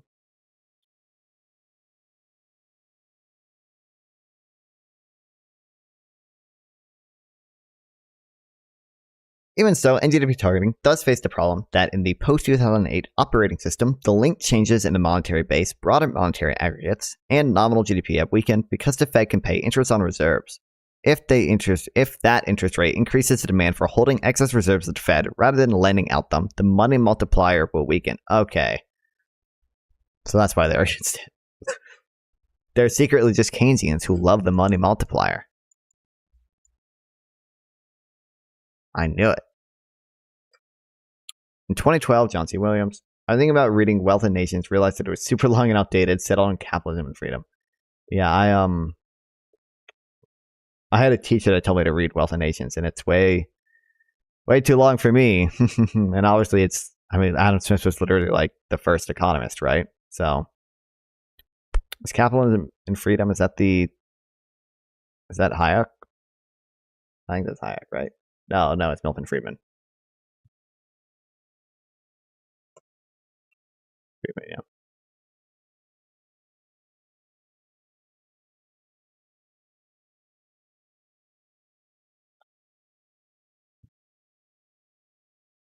Okay, John C. Williamson, President, said, recognize that change in the monetary framework.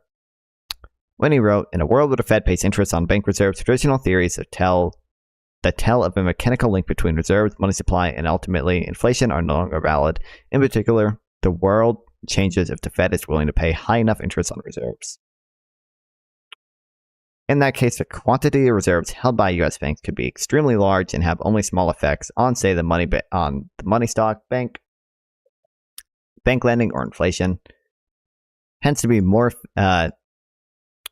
effective as a tool in monetary policy, NGDP targeting needs to be preceded by changing the Fed's operating system from a leaky floor system to an orthodox corridor system, as recommended by that guy. Okay, this sentence makes no fucking sense to me, dude. Leaky floor system.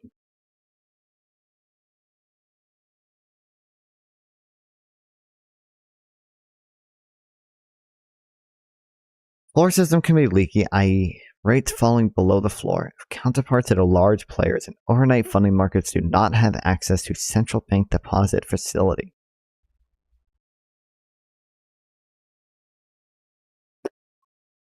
I'm gonna kill myself. What? Huh? Hmm?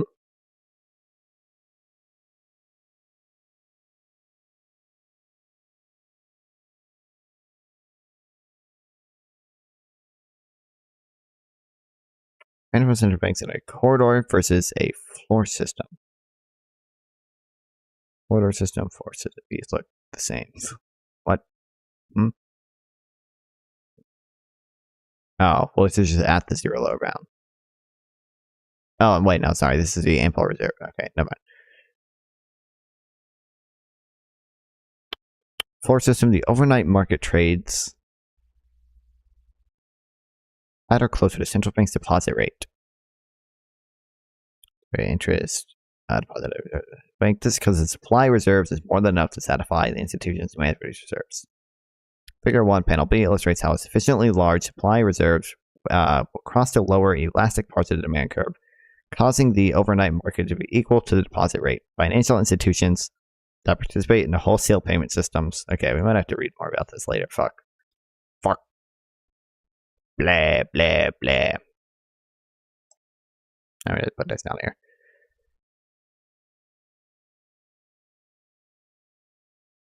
Man, who chose to read all this economic stuff? What the hell?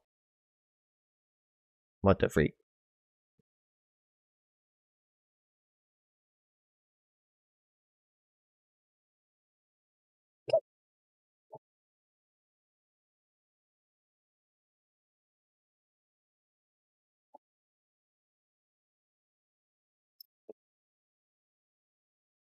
Oh, what's up, Rumble viewer? One of the rare few real Rumble viewers. Colton Garcia 99. Welcome to the stream. Oh, wait, you're my moderator. What are you doing? I'm just reading right now. I gotta get back into the swing of streaming.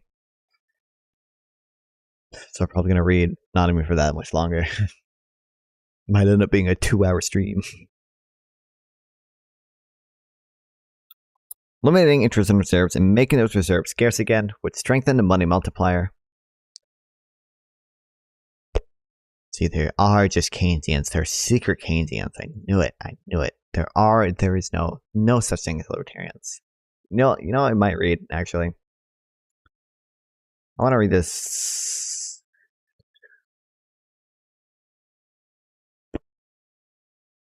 Oh, here it is. I don't know why it's the first thing. I don't want to read this. You should play Fortnite. Drew. I love Fortnite. Are my friends up? Maybe I'll play Fortnite if they're up. One of my friends is up. He might play Fortnite.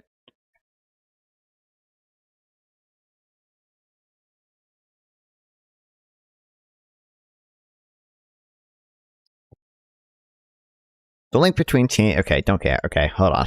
Hold on. I gotta turn my brain off of Fortnite mode so I can understand the sentence. The link between changes in base money and NGDP would significantly improve the operation of the McAllen feedback rule. Keeping NGDP on a level path would improve economic performance and restore credibility to Fed's goal of achieving long-term price stability. In the meantime, the Fed should take advantage of Harvard economist Jeffrey Frankel 2019 and include NGDP in its summary of economic projections.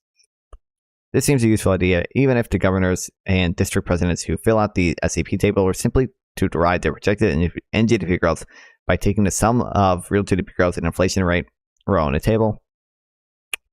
Though inflation SAP is currently the PCE deflator, not the GDP deflator. One thing is certain, the Fed needs to listen to those arguing for a fundamental reform and not just tinker its flawed floor system embedded in a discretionary government fiat money regime. Nominal GDP targeting should be a prominent part of that discussion. True.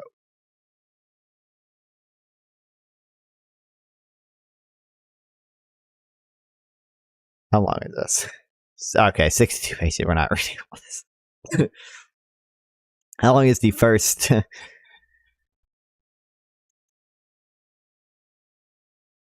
chapter? Not really chapter. Playing with my brawls. True. Hold on, I saw this really funny meme today.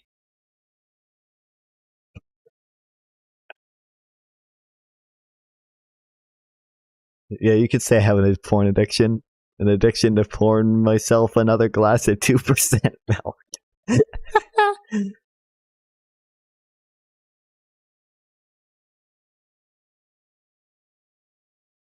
This meme goes so fucking hard, dude.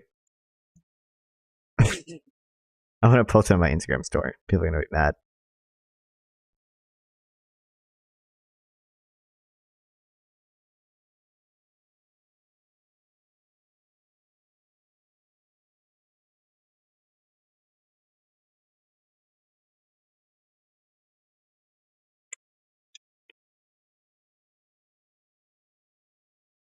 I want to find the.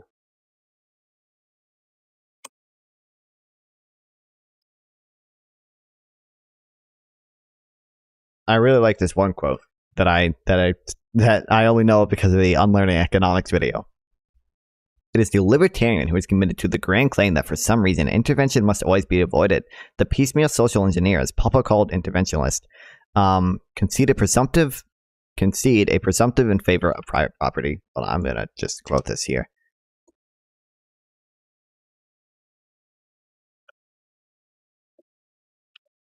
Piecemeal social engineer, as Popper called the interventionist, can concede a presumption in favor of private property, whilst reserving the right to whittle away its excesses by means of state action. She faces no obligation to disprove the overall utility of property rights. The utilitarian libertarian, however, is obliged to show that the utility of property rights is so nearly universal that all the government intervention is bound to fail when judged against the standard of human happiness.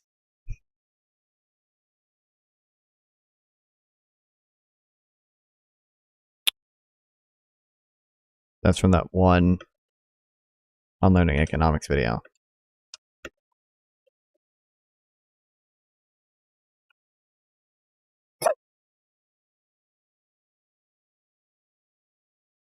I think it was from the Free Stuff is Good Actually video. Oh no, it's from the Thomas Sowell video.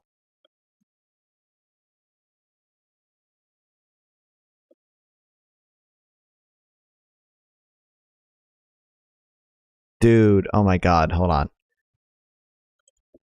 Oh, I hope I can find this short.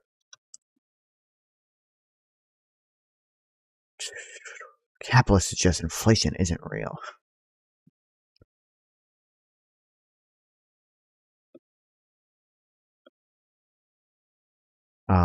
Damn. I'm not gonna be able to. Can I cook destroyed radical socialism? I'm not gonna be able to find it. There's this one video. College is a scam.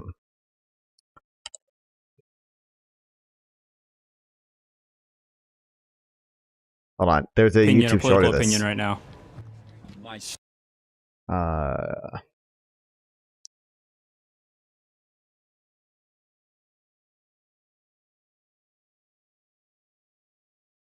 Part in economics or in markets, you need informed consent. And okay, damn. Well, it's not here. Huh?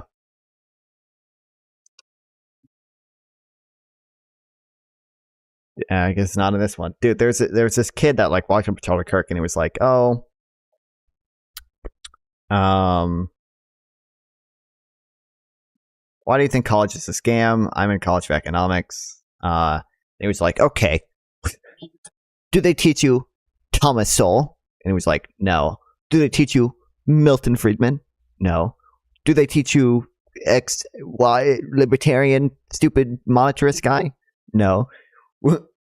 If they're not even teaching you Thomas Sowell, you're getting an indoctrination. First of all, there's a lot more to economics than the like 3 fucking monetarist libertarian people that he mentioned.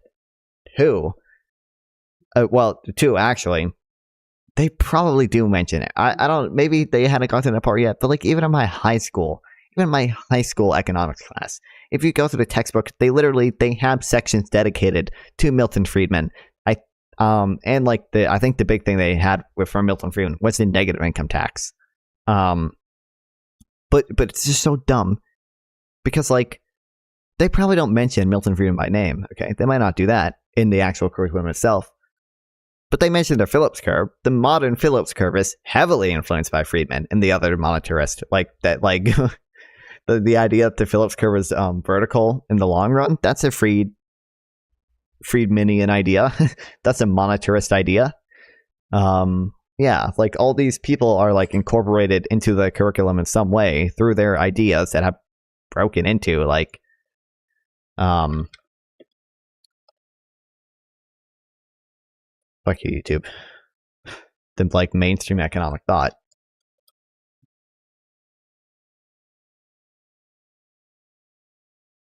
Maybe it's not in this video. Maybe it's in this one.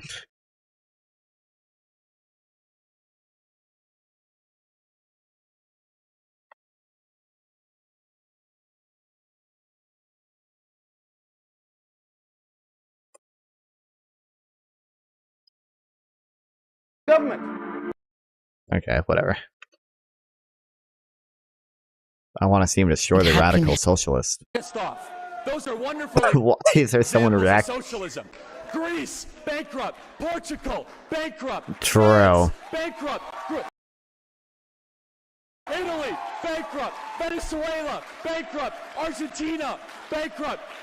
Cuba. I mean, you want to keep on going? Bro doesn't understand MMT. Clearly, they're all bankrupt because they borrowed on currencies on their own. The real reason is actually not totally unrelated to MMT. Is because a lot of those countries did borrow on currencies that weren't their own, and they didn't do as big a stimulus after 2008 as we did. Look at the UK's GDP per capita.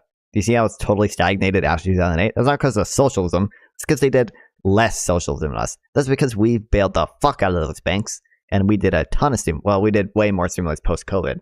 But actually, let's just focus on post-COVID. Like, the reason why all these countries have been stagnant after COVID, especially the UK, I think the UK has only gotten smaller, is because they did less socialism than we did. You see this? This is the effects of socialism, but really Keynesianism. But Charlie Kirk doesn't know the difference, so. Answer me a question. If socialism was so great,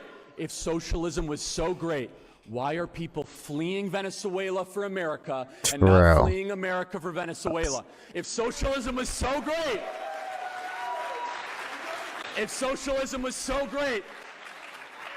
why do they flee Havana for Miami, but they don't flee Miami for Havana?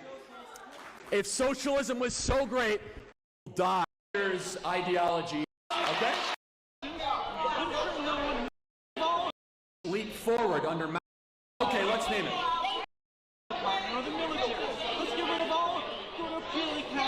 Okay, let's. Okay, I have no.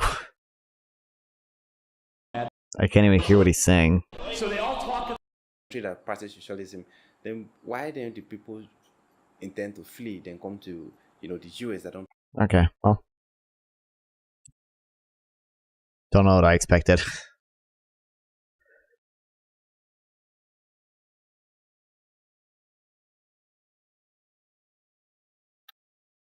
San Marino to Bulgaria. Italy. Austria. Hungary.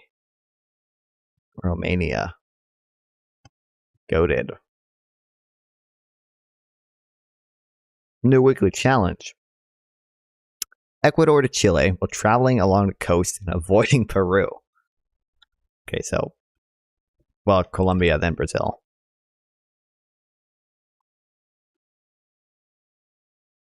Oh, fuck. Wait, we need Panama, too. And Costa Rica. I guess it doesn't count the Panama Canal as the coast, so I guess we're going to need everything. Nicaragua, Honduras. Oh, we're going to need El Salvador, too, I guess, because that's on a coast. Guatemala. Mexico. Belize, right? Yeah. And then the United States. And then Canada.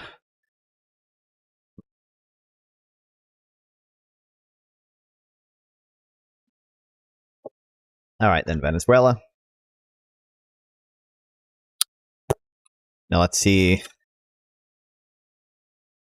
I can remember all these. It's like S. Sir. It's not,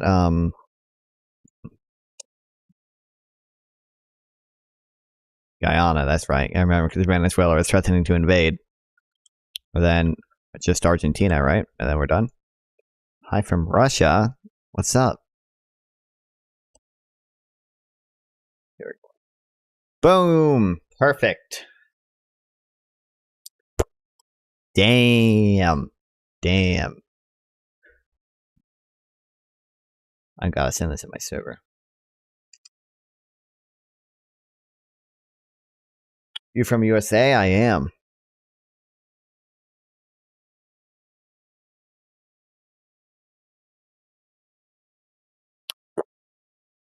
Easiest challenge of my life. Not even close.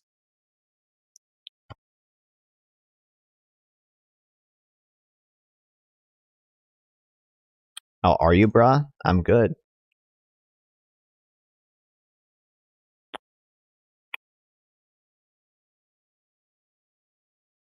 Not so tired.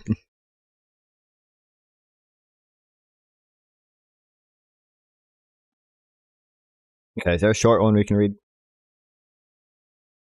What are you doing? Not much. We're just reading right now.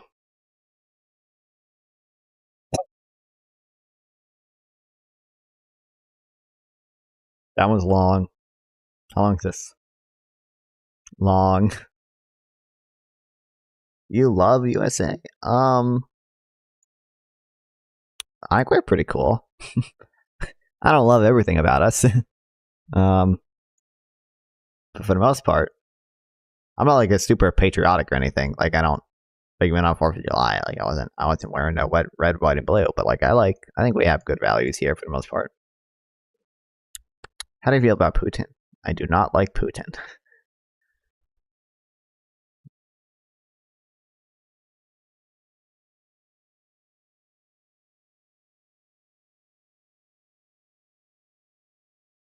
Vodka. True.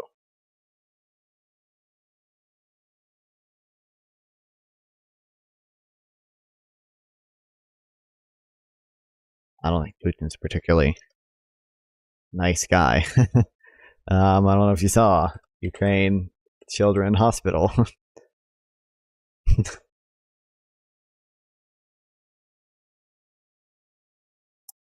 Which I think Russia claims that it was a Ukrainian missile. Bro, turn off Compot. Compot what?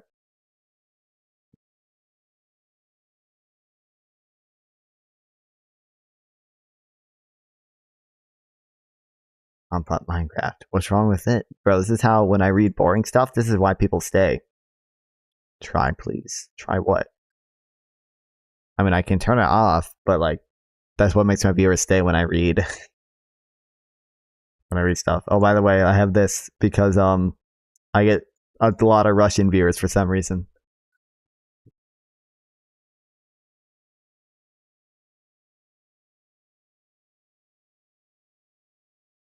Mrs. Noiki wrote, more than 40 missiles of different types had hit buildings, including those. He called for a stronger Western response to the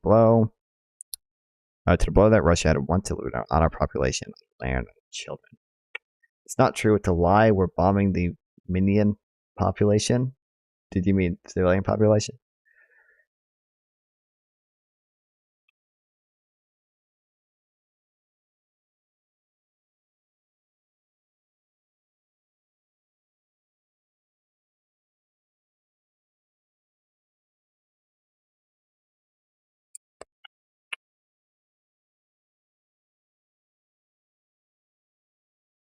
Two notifications.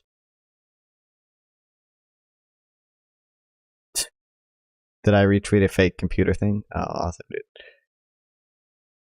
I have a video where Ukrainian fascists show a swastika. That does not surprise me. There are fascists in Ukraine. There are a lot of nationalists in Ukraine. But hey, you know what encourages a lot of nationalism? Invading a country.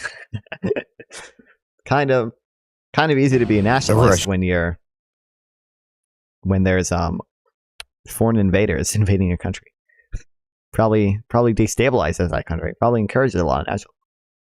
Give me your Telegram and I'll send it to you. I'm not giving you my Telegram. I don't even. Do I have? I think I do have Telegram, but I never use it. I've seen the videos that you're gonna show me. Like I've seen the videos of Azov Battalion having swastikas and shit. Like that doesn't surprise me. But like what Azov Battalion has like 700 members at its peak, right? Before it was brought in to try to moderate it.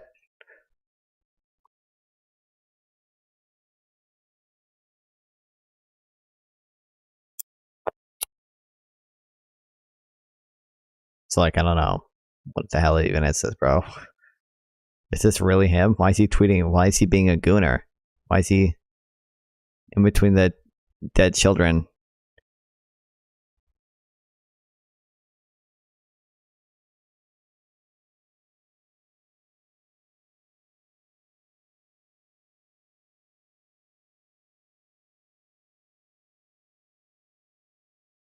This guy's a fascist who kills people. True. You know he's Jewish, right? Which I mean doesn't mean he can't be a fascist. It's just like usually those two things don't go hand in hand. Especially comparing him to the people who carry swastikas around. In fact, he's literally Jewish. Doesn't really make sense for him to be doing that. Doesn't really seem like he would want to do that. All right, I'll read this and I'll probably go to sleep. I don't know. Because I want to get up early tomorrow because I want to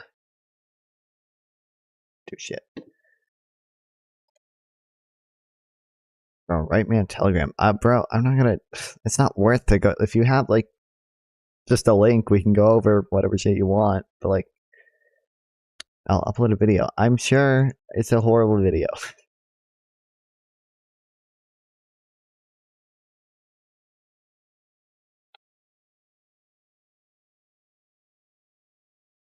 Okay.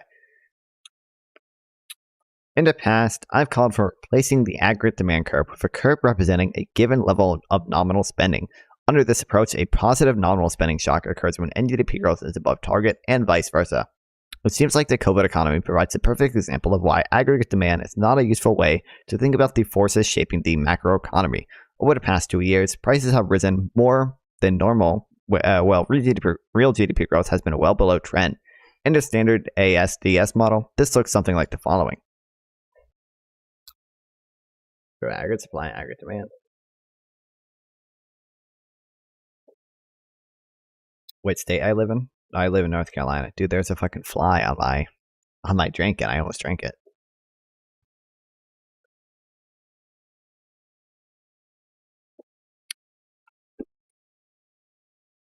Okay.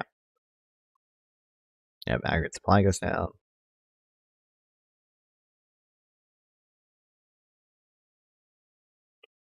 .com summer was a big supply shocks weren't even that big deal, guy. What is this, bro? You're just showing me a supply shock. You're saying supply shocks are responsible for inflation. Bro, turn up, please. What the hell is it? I don't speak Russian, dude. In YouTube. Oh.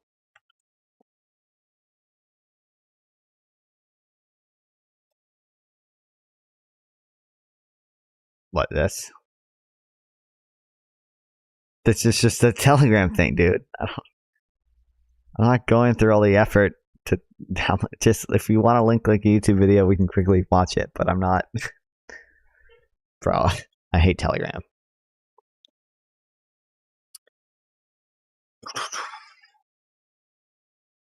To be clear, the drop in output over the past 2 years is relative to trend. In absolute terms, our GDP is slightly up. So from ASDS perspective, it looks like the U.S. was hit by a negative supply shock. Oh, thanks for following, dude. I appreciate it. But especially true that inflation is being driven by a surge in demand for goods as opposed to services. You can say that the increased demand for goods has caused a supply shock. Our economy cannot suddenly turn on a dime and produce far more goods and far fewer services. You can see how terms like supply and demand don't do justice to the complexity of the situation. No matter how many times we say that aggregate demand is not the same thing as industry demand, people will continue to confuse the two concepts. Consider the following word salad from Investopedia. Aggregate demand controversy. Aggregate demand definitely declined in 2008 and 2009. However, there's much debate among economists whether aggregate demand slowed, leading to lower GDP growth, or GDP contracted, leading to less aggregate demand. Whether demand leads to growth or vice versa is an economist's version of the age-old question, which came first, the chicken or the egg. Boosting aggregate demand also boosts the size of the economy regarding measured GDP. Do you support donating in the Russian ruble? I think, maybe Twitch will probably let you do it. I'm guessing. Our Wi-Fi is fucking up right now. Sorry, nothing I can do about that. Okay, should be good. I have no idea what any of that means. Surely they can be equating AD and real GDP. In fact, it's even worse. In the previous paragraph, they equate AD, or for dollar. I don't know exactly. Oops. I know I accept dollars. I don't know if after the sanctions, Streamlabs.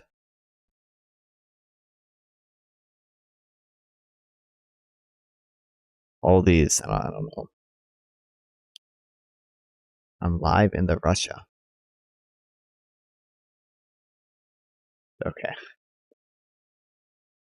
You mean, you told me that, right? You told me you're Russian.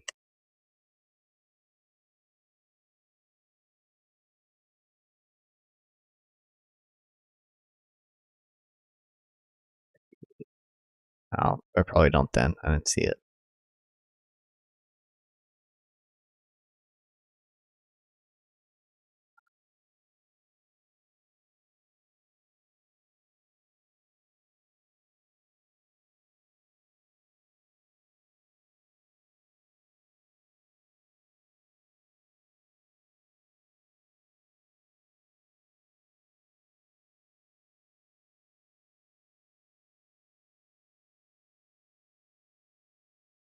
Oh, wait, maybe.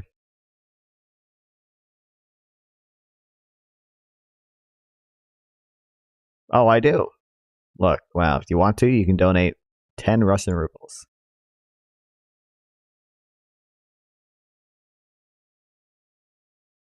You can do it, bro, if you really want to.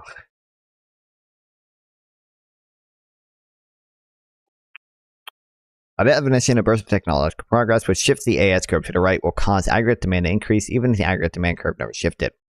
It's as if Investopedia was confused as to whether increasing GDP caused more CI or G, or whether an increase in CIG caused more GDP. At least that's what I think they're saying here. Since GDP and aggregate demand share are the same calculation. I found this website. You can tell to make a game website app, and it'll make it for you. Let me find out. Show you. Okay.